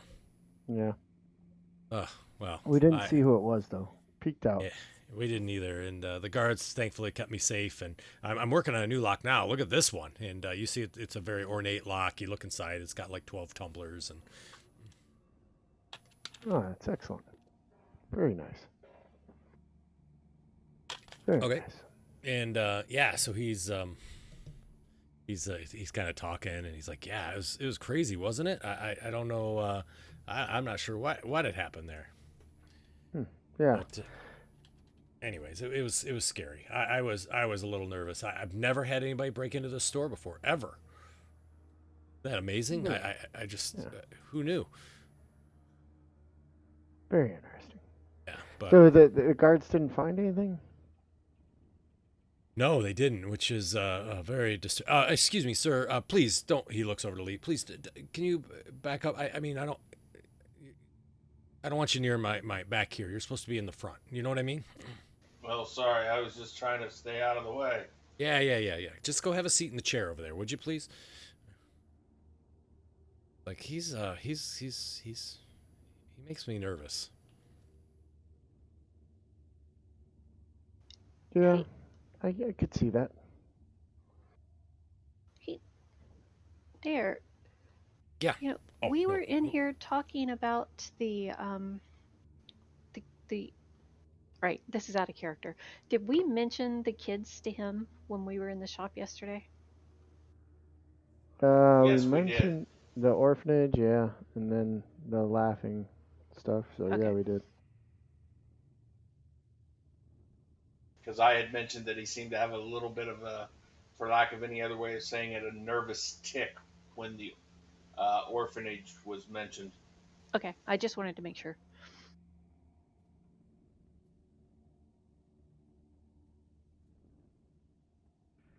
I walk up to Jesper and whisper in his ear. Okay. All right. Sounds good. So, what's funny is it seems like you're not sharing everything. What do you mean? I mean, I told you what happened last night. I do you think I'm not sharing anything, right? Hmm. Do you feel like you can't trust us? Is this in regards to the, you know, having information on the missing kids, maybe? Oh, I mean, I don't have any information about those missing kids, and you can kind of hear his voice. He's like, it kind of goes up a little bit. He's like, I don't really know anything about it. I think that it's terrible that those kids are missing, and I hope that you can find them very soon. Got terrible insight rolls. Thanks. I didn't say who it was, but anyways, he's just like, yeah. But as you see, he's sort of like, and besides, I don't really know anything about it, and he's sort of like looks to you, Jester, and he sort of mouths to you. He's like, I can't talk here. Oh, you know what? I'm sorry. I must have misheard you. You know, I think I'm feeling a bit parched. Oh, you're thirsty, huh? And he kind of looks behind, and he sort of indicates, he like sort of nods his head back towards the curtain. Could you direct me to a good place to get a drink, maybe? Oh, I'll tell you what, the Dirty Bucket is a great place to have a good drink. Have you ever been down there? No, no. Where is it at? It's literally right around the corner. You just go outside my place. I usually like to go down to Low Loot Street, take that down to Ash Avenue. You just continue to round the circle to the Cauldron, just to the east, and it's right there. You can't miss it. Great place, cheap drinks, good company. Ah, yes, yes. Is it busy right now? Is now a good time to go there, No, or should I go later? lunchtime is the best time to go. Hmm. Thank you very much. All right, Keegan. Well, I'll stop back by when I have some money. Maybe I can, you know, do a show or something and earn some extra cash. So, anyway, I sorry to impose. No problem at all. I think it's okay, and hopefully I'll have that lock on here pretty soon. And hopefully I'll see you soon, very soon, Uh, yeah, hopefully. very soon. Oh, okay. Yeah, you're gonna. I'll wink. Okay. He winks back, sort of like, what is this winking thing? Yes, because you know you look Yeah, dehydrated also. I do. A little bit, yes. Okay, Like like you need a drink, maybe. maybe.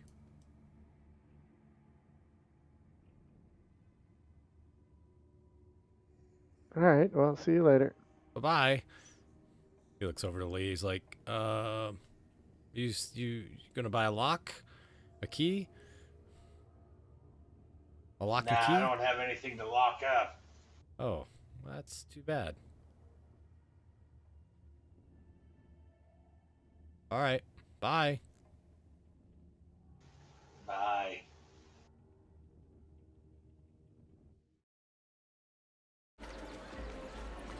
I look back through the glass after I walk out. Yeah, he. You see, he's kind of back working on his lock again. So what was that, Jester? Sounds like he's got somebody in back listening in to everything he says and couldn't talk there. So we're gonna meet him at the Dirty Bucket. I don't know if he can get away. I wonder if we should just force our way past the curtain, or should we give the Dirty Bucket a try?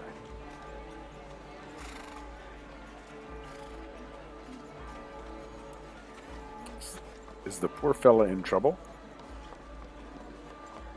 Did he seem like he was distressed? A little bit. Like, he said he couldn't talk about it there, but I don't know if he was in trouble. Do we want to try the Dirty Bucket first? Sure. Alright, so we'll walk over there. And follow his route. Sounds good. Does somebody want to stay and watch the building?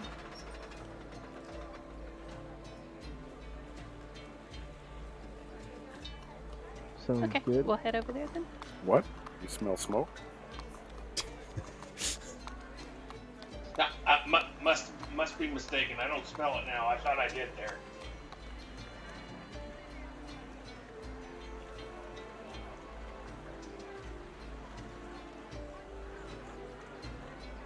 This is a 2-story building, right? It is a 2-story building. What's your thoughts, Lee?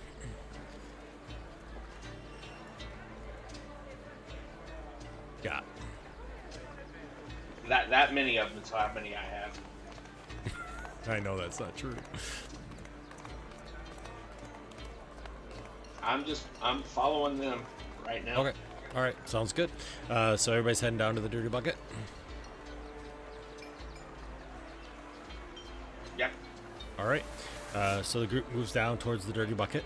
I guess the question is, are you all gonna wait there until noon, or kind of morning-ish, 10ish, 9:30ish, 10ish? Be a couple hours. Just trying to make sure we beat the lunch hour rush traffic. Sure, of course, right? Yeah. I've heard the food's really good there. It's phenomenal. Comes right out of a dirty bucket. Right, exactly. I hate waiting in line for those two guys. That's the only ones that's ever there. Right. So you do get there, and as you open up the door, there are those two guys, exactly like Lee said, that are there. And you see they kind of look at you as you guys walk in. It's pretty quiet in the building, and you have a seat. And you know, if you're not one of the first ones here, he'll run out of the fresh floating fish special for the day. Right. Exactly. That's exactly right. So, a couple hours goes by, and it's noon, and you guys continue to kind of sit there, and 12:30 goes by, and 1 o'clock goes by, and see people come and go, but no Gelv.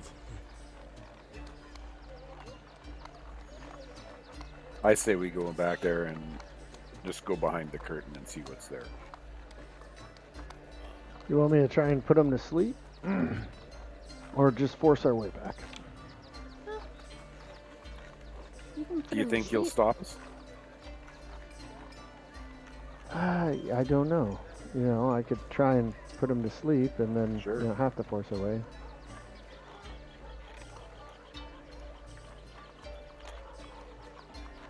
Alright, we'll try that. Okay. If we have Clanker stand in front of the door, no one can see through the glass, right? Sure.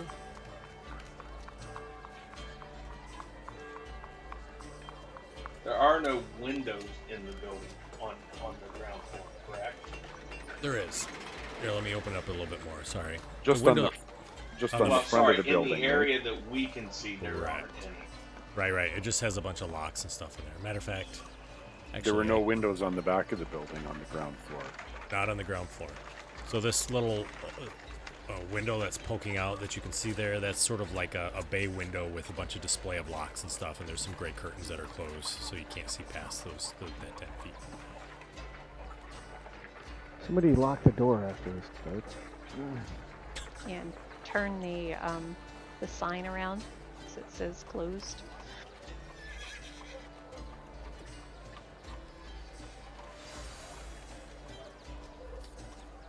I don't think we'd actually have to lock it if you just turn the sign around. People would think he's closed.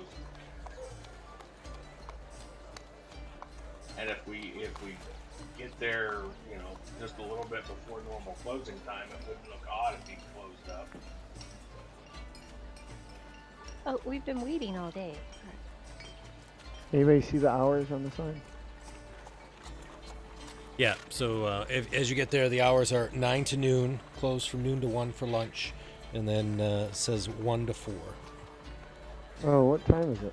Almost noon now, huh? Oh, it's past noon, actually, so it's about 1:30. Oh, okay. Well, I just gotta close up early. What do you think? Or do you guys want to wait till 4? Let's go. Alright, go time. All right, so you guys are at the door there. It's about 1:30 or so.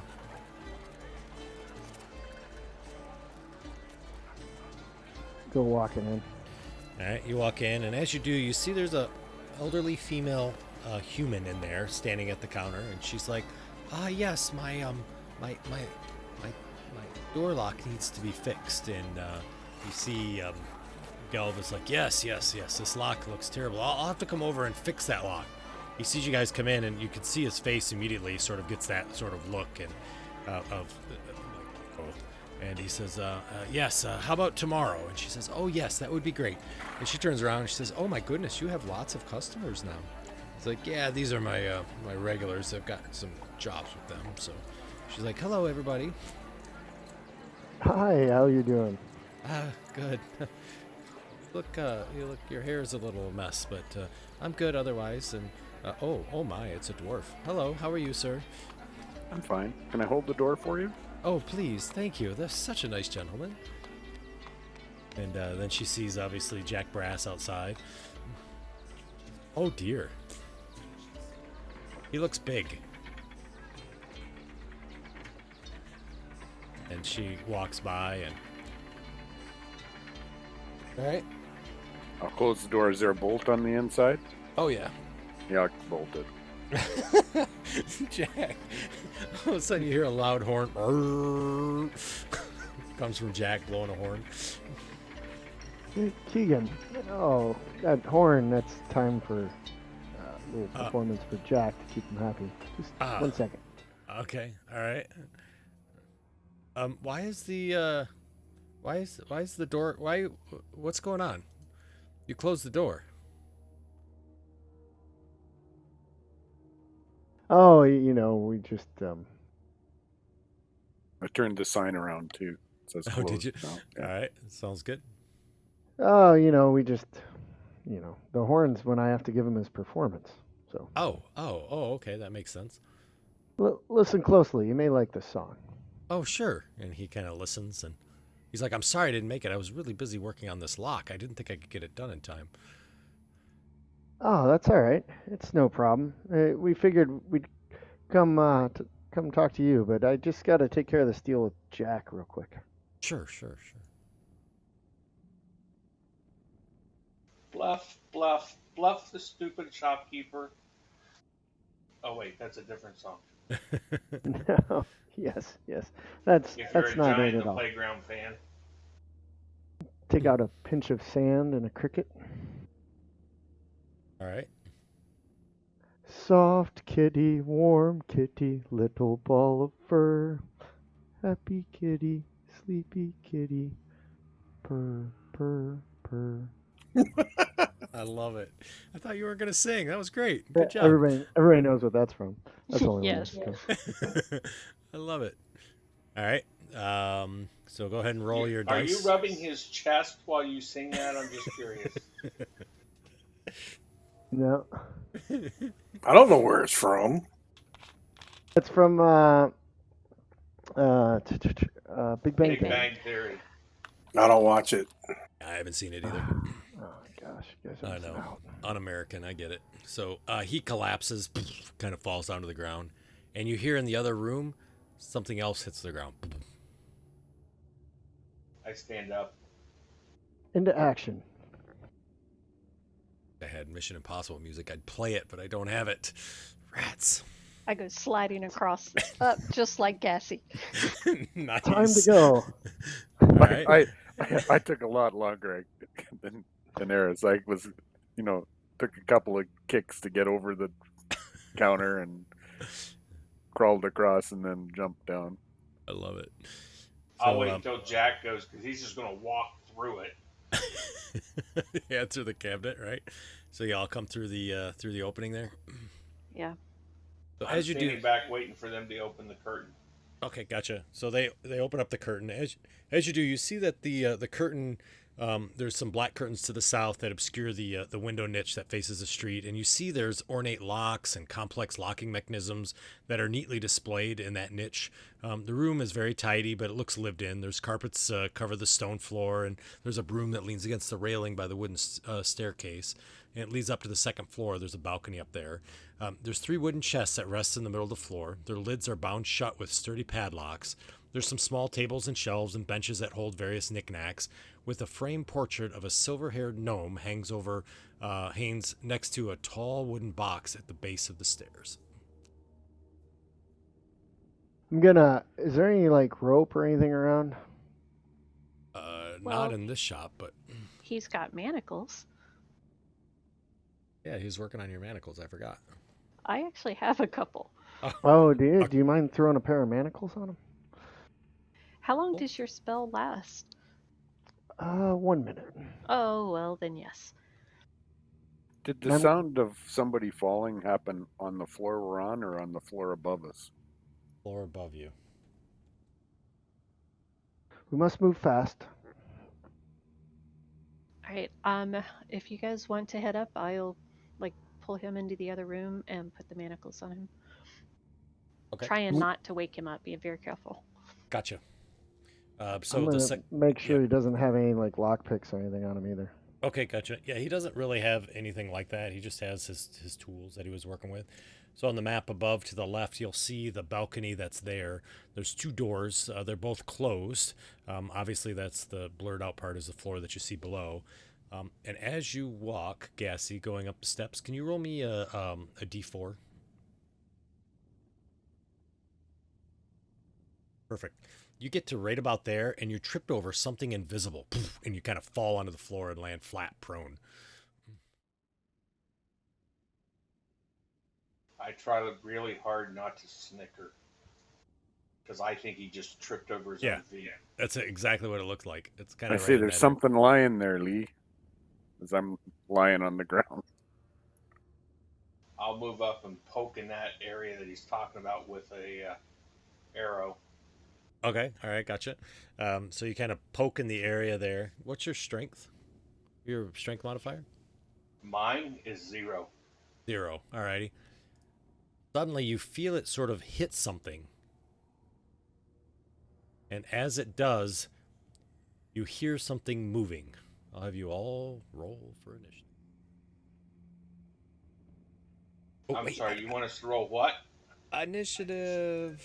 Nudge, nudge, wink, wink. I got you. I think some people already rolled, though, so don't re-roll if you already rolled unless you want to change it. So, which I'll let you do it, I guess, if you want. Eris, Jack, Gassy. Oh, no, that wasn't Gassy. There you go. Perfect. Excellent.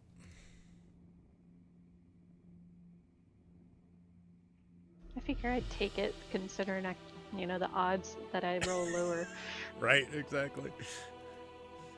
All right. Is what's his name manacled yet? Yes, he is. Okay, he is. Yeah, so I was trying to move him in here, and Yep. if there's a chair or something, I was gonna put him in a chair or whatever. There's not a chair there, but there's a box you could lean him up against. Yep, that'll do. All right, sounds good.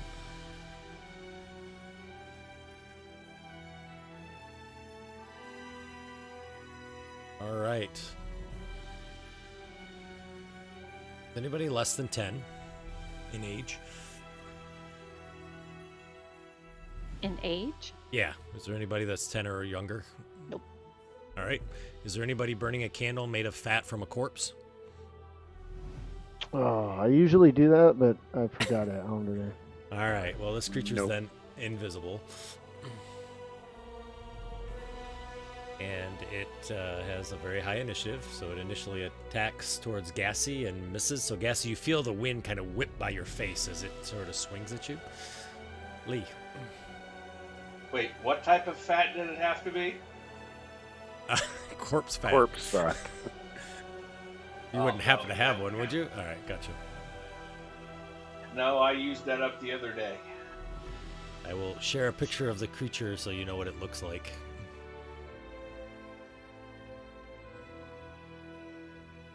All right. That's good because I can't see it, right? Perfect, exactly. I will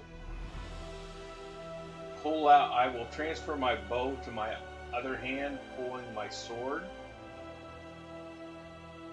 and I will take a swing in the general area that I think it is. Yep. Yeah, you would have heard it moving and things like that, and trying to swing it. Yeah, see, so. It's disadvantage to attack it, right? Yep, it should apply it automatically. Okay, so you've got invisible on it then? Yeah, I do.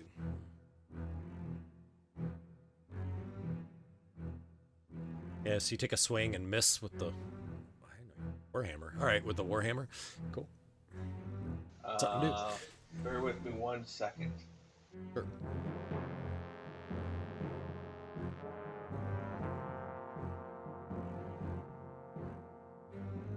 Okay, I have to hit him. And I'm going to, as a bonus action, I'm going to say, I think it's in this corner. Gassy, hit it in that area. Swing about waist height. Trying to give him advantage. Okay.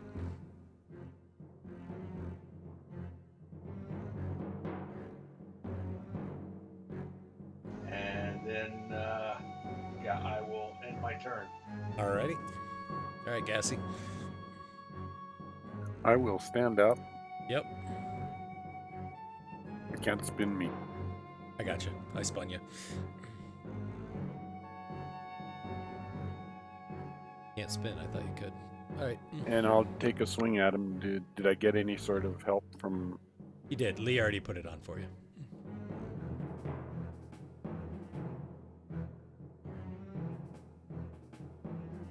I think it's one of his abilities. Is that right, Lee?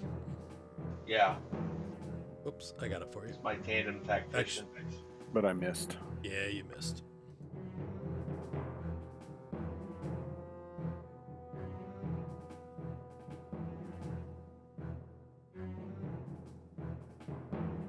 So, Eris, you see them fighting something up there.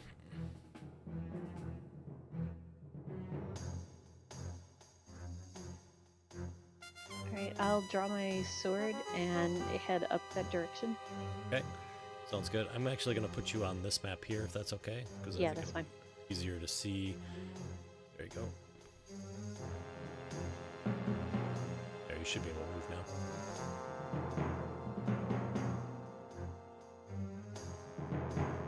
I can only get right there. Okay, sounds good. And I'll just, if I see... Well, I can't see anything, so I don't know what it is they're fighting at all. Right, exactly.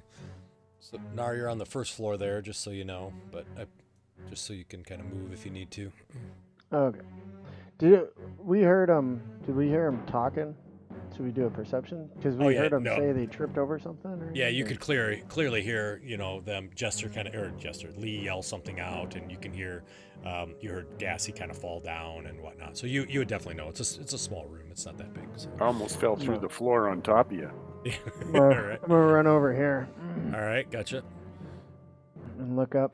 And you can kind of see where they're sort of fighting there. So, yep. Oh wow. Yeah, I'm in range. Vicious mockery. Okay. Oh, I'm a ghost. I'm surprised you're not moaning around and lamenting about how miserable your life was. Bravo. Fails.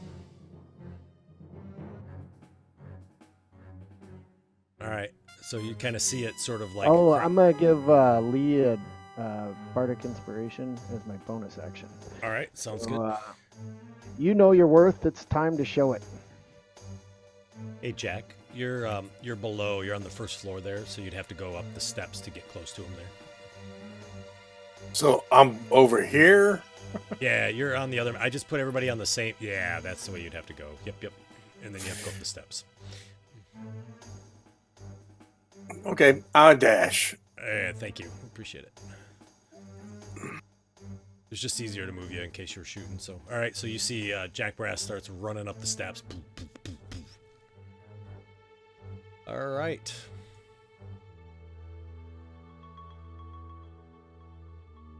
So yeah, he swings again.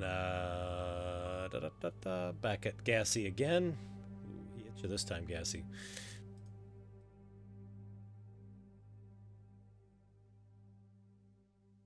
All right. Oh, you put it. Oh, nice job. Oh, you just saved Gassy's bacon. All right, Lee. Think, right?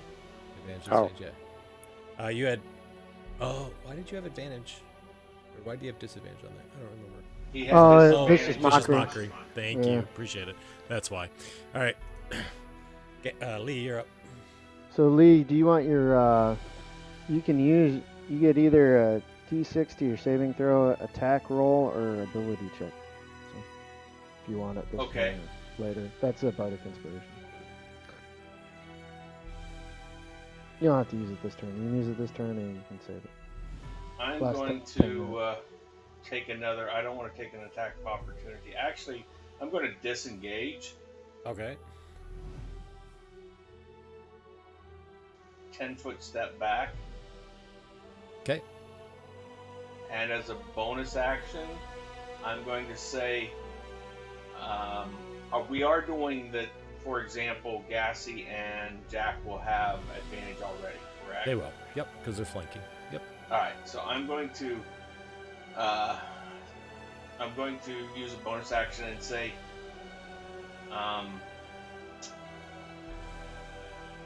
Eris, if you get on the other side of it or can attack it from the side that Jack's on, you should be able to get a better shot at it, giving her advantage this time. Okay, got it.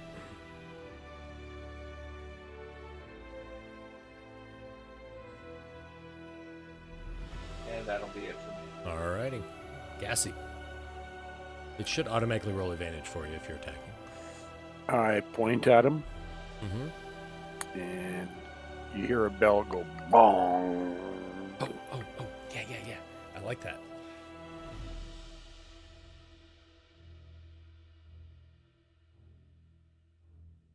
Wow, that's loud. But he succeeds. That's all right. I still wanted to do the bell.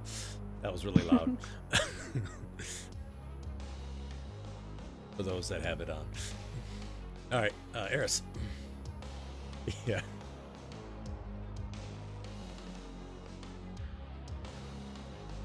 What's the blue? The blue was where his body was. It's nothing right now. I'll get rid of it. Where's it at? Attack right towards the center between Gassy and Jack. All right, I'll step up so that I'm between them and, swing at whatever is in between them. Okay, sounds good.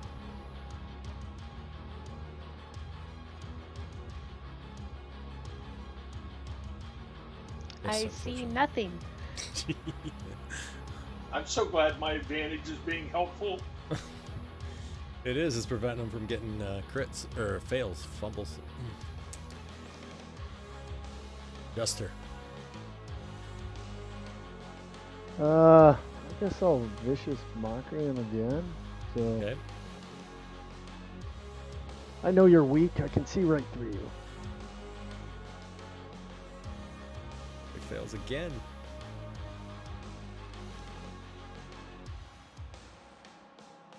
Okay. And then I'll give Jack Brass Bardic Inspiration. I'm with you from now to the end. Just let me know when you want to use it, and I'll put the effect in.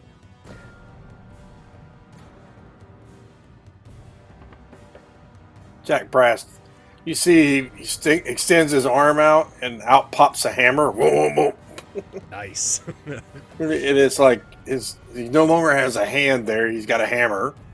He takes a swing. Like it. At advantage, I forgot. That's all right. It was on there. Oh, it was? Yep. He's invisible, remember? Oh, okay. And I smack him. Yep, you hit him. So as you hit him, you see that all of a sudden there's the shape of a human body with very long claws, like you saw in the picture, and he just sort of suddenly turns to smoke, and the smoke just sort of disappears. Was it like the smoke that I saw in my dream? Yes. That is such a cool picture, though. Awesome picture, isn't it?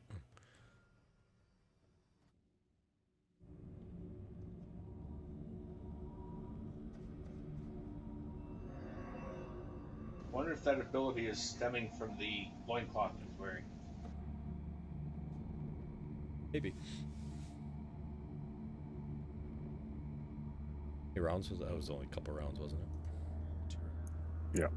Yeah, like a gnome still asleep. What's behind the door there? Oh, as you open up that door, you see that this is a very nice bedroom. It must be Keegan's bedroom. You do see the window that was lit up last night, and you see that holds furniture for a smaller type of person, smaller stature. You'd fit quite well in there, Gassy, to be honest with you. And you see there's a coat rack and kind of a nice bed and a home sewn comforter, a clean bedpan, and chest of drawers with the foot at the bed. And there's a wooden screen with birds painted on its panels, and a wardrobe and a small bookcase with books and trinkets.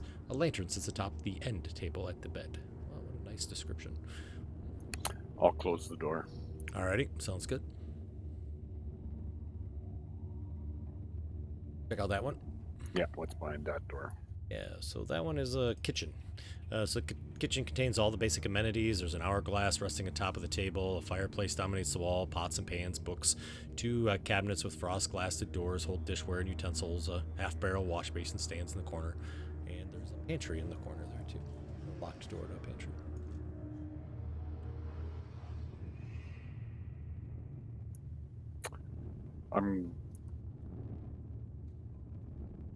Go back downstairs. I'll tell Lee there's a locked door in there. All He right. wants to open it. Okay. Maybe we should open these 3 chests in the middle of the room.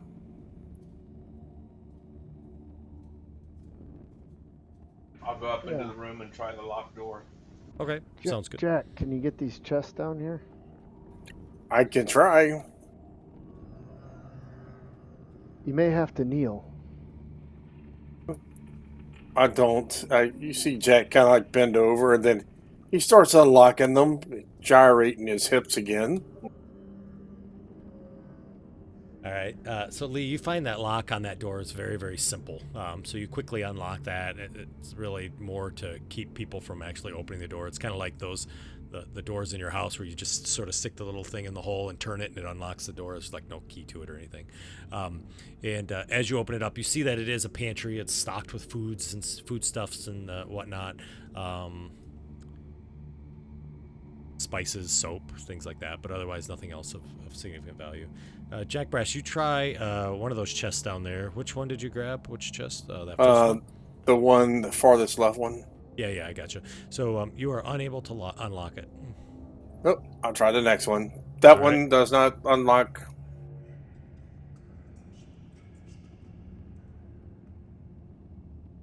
So the second one you're able to unlock without any difficulties. As you unlock that, the gnome sort of wakes up. He's like, ugh. You see he's kind of leaning there, and he kind of reaches and he tries to pull. He's like, wait, my arms. He looks around and goes, oh my God, what have you done? I was heading back down while they were Oh yeah. searching. Sorry, I'm gonna put you. Well, yeah, that's fine. We'll leave you all on that map because you're not gonna be in the front room, I don't think. There you go. We'll just put. Oh, he's over here. Who are you working with? I'm not working with it anyway. Oh my God! Please tell me that he's not still here. We killed him.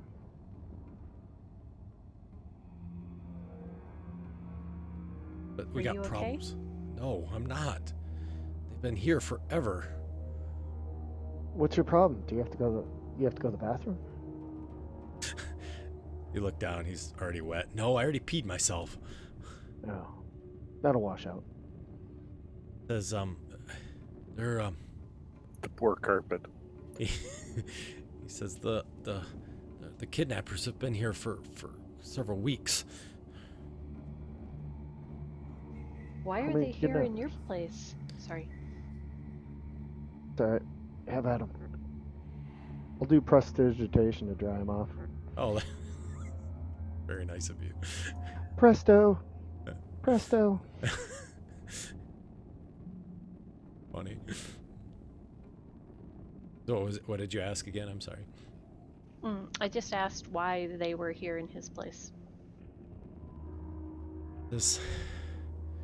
Well, they've been holding me hostage and extorting me.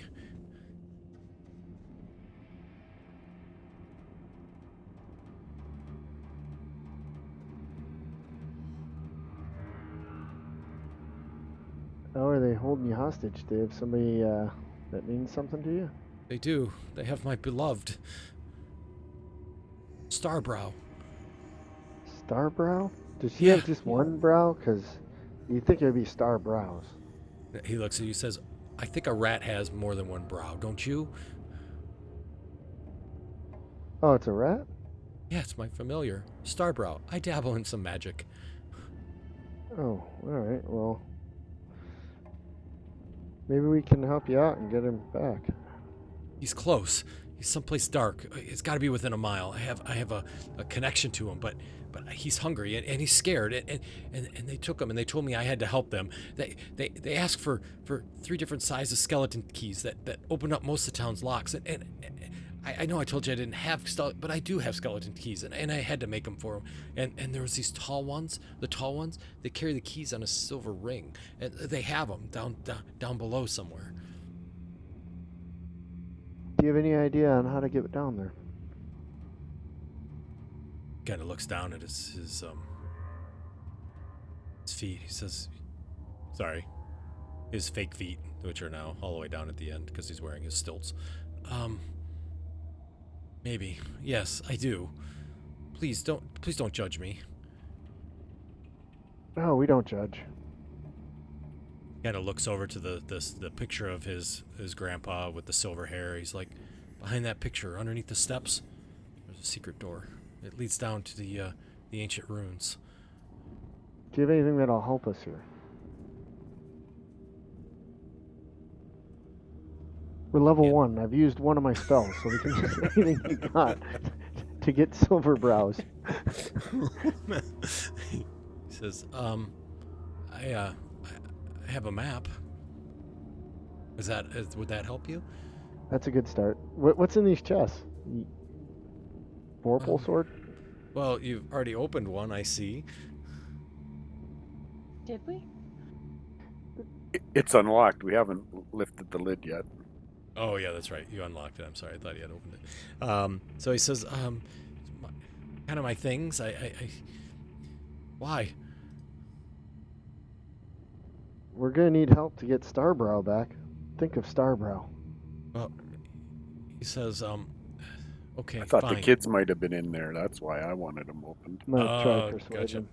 All right. He says, well, there's a light crossbow in that first chest, and I got some crossbow bolts in there. You're more than welcome to take it, I guess. And the other ones are just, they have locks. I mean, there's not anything of great significance. Oh, damn. All right. Can you open him up so we can take a look? Maybe Well, one lock will help. He's I'll like, take yeah. the manacles off of him. So he rubs his arms, and he kind of reaches over and he pulls out a keychain that he has. I guess I didn't tell you he had a keychain. Actually, he goes to the desk and takes a keychain down, and comes over and unlocks. And as he opens it, you see the first one has a light crossbow and 10 bolts in it. The second one contains 25 simple locks, 16 average locks, and the third chest has 8 good locks and 3 amazing locks. Like, I see. I mean, all I have is a crossbow and some bolts there. I don't know if that's going to be that helpful for you.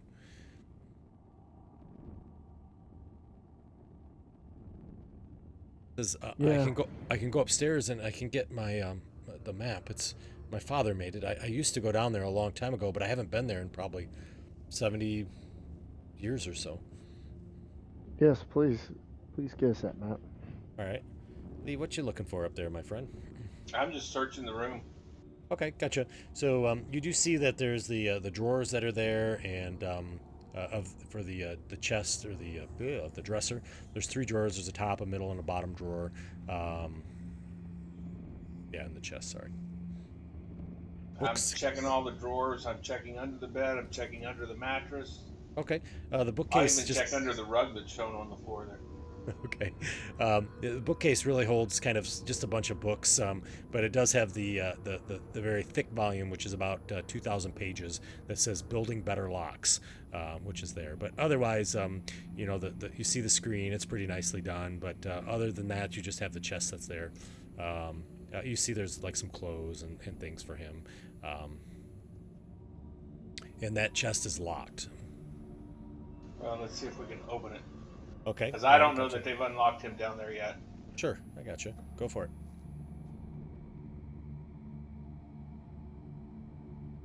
Yeah, so you quickly unlock the door that's there. Open it. As you open it, a blade comes coming right out of the top of the lid. Oh no!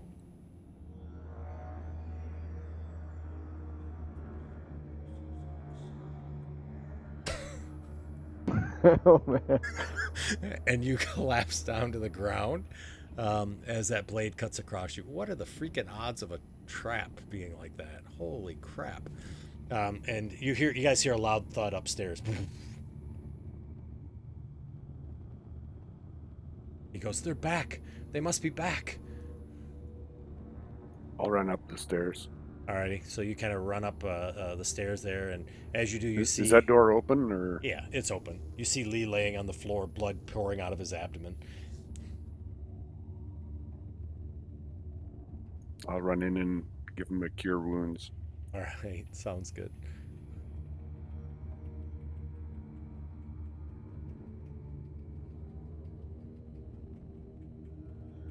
Even though I know he hates me.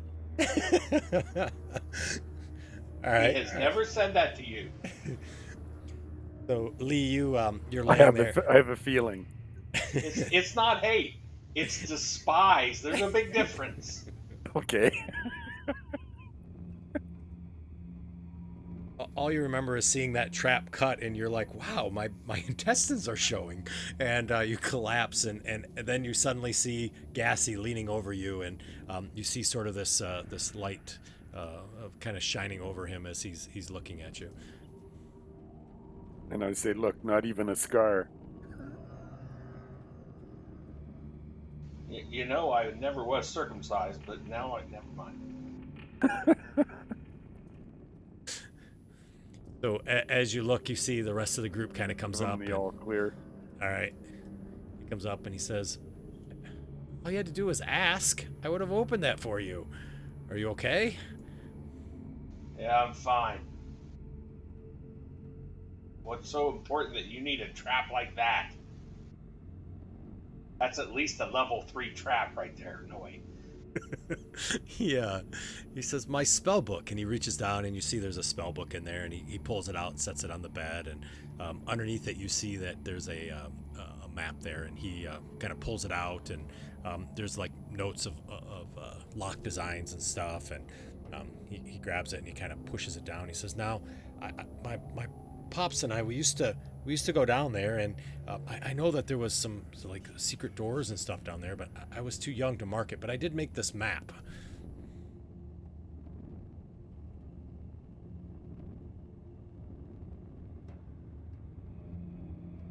Ah.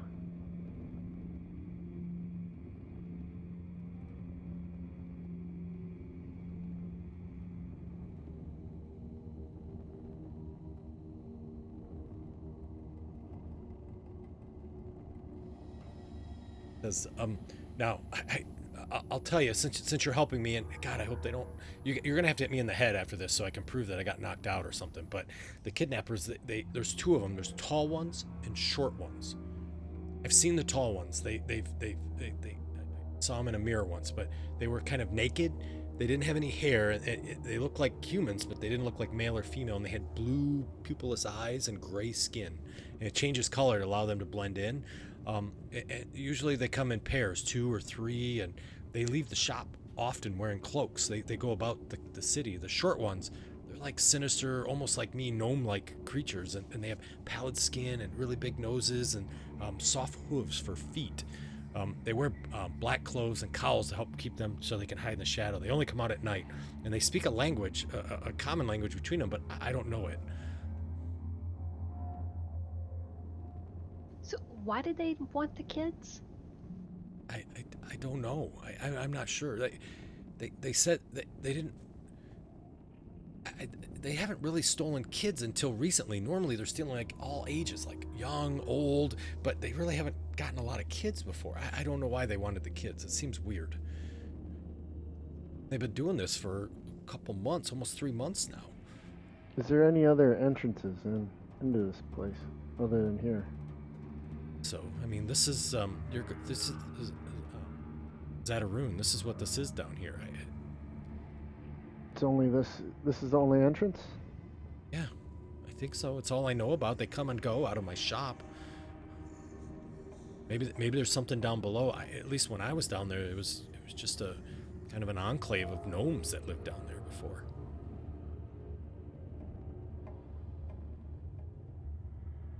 Not here anymore, though. They're gone. That's where we are, is the purple circle. That's a question from me. Yeah. So he says, yeah, that's how you get in. You go down the steps and just you kind of keep going around and it opens up into a room. It's been a long time since I've been down there. I don't really remember all the rooms, though.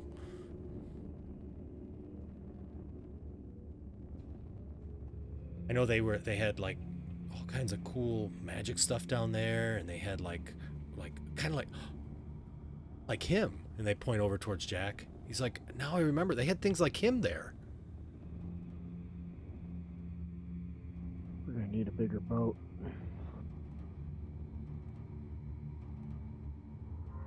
Jack, do you remember this place? This one does not remember.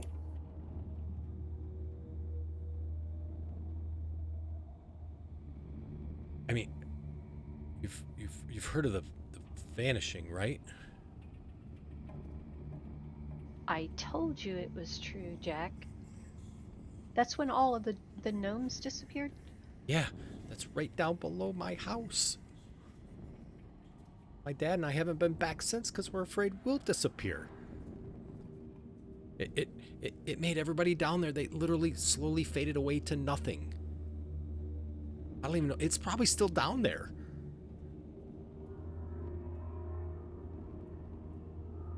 What was the name of the place? It was the gnomes of Zataroon? Zaradoon? Okay. Yeah. I gotta tell you what. And yeah. That's what it's called down there? No, that's the Enclave, the name of it. Yeah. I gotcha. Okay. I can write it out for you if you'd like. Yeah, it would be fine. Yeah, can you write it along the top of the map?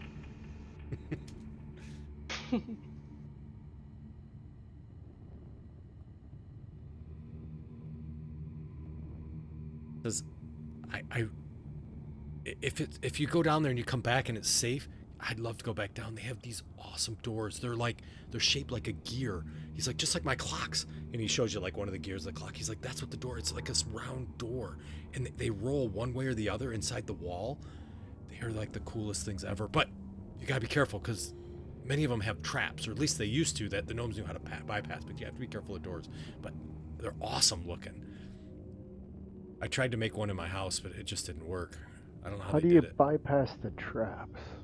Can you give us some tips? I have no idea. You find some dumbass ally to say, open that. But the tall ones and the short ones, they live down there now, so you have to be careful. Is And there they an usually easier run way? in pairs. Yes. Sorry, go ahead, Eris. Do you know if there's an easy way to see them? Like, Yes, is there a I way do. to make them show up? Yes.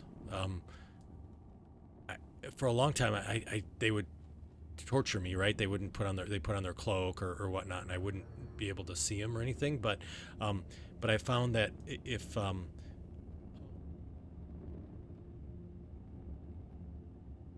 well. So sorry, I got distracted. Getting late. That's what happens. So he's like, yeah, they if you look in a mirror, you can see them.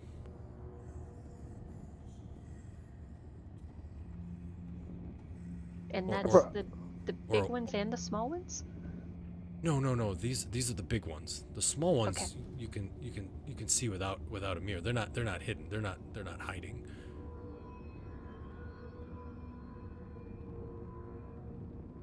Do you have a hand mirror that we can take with us then? I have a full size mirror. Can we Maybe. strap that to Jack's back? Sure, you could break it in half too.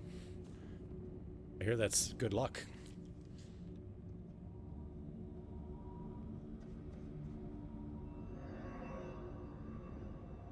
Well, if breaking it in half is good enough, just imagine if we broke it into like 20 pieces. Like, please, you'll save my love, right? Lost without him.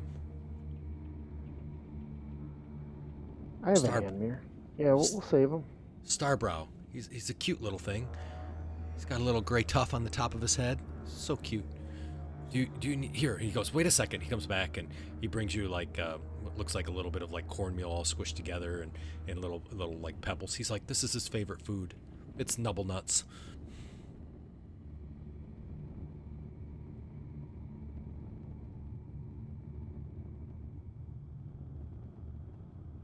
Looks like it'll go good in your pouch of whatever is in there with your crickets and stuff. Yeah.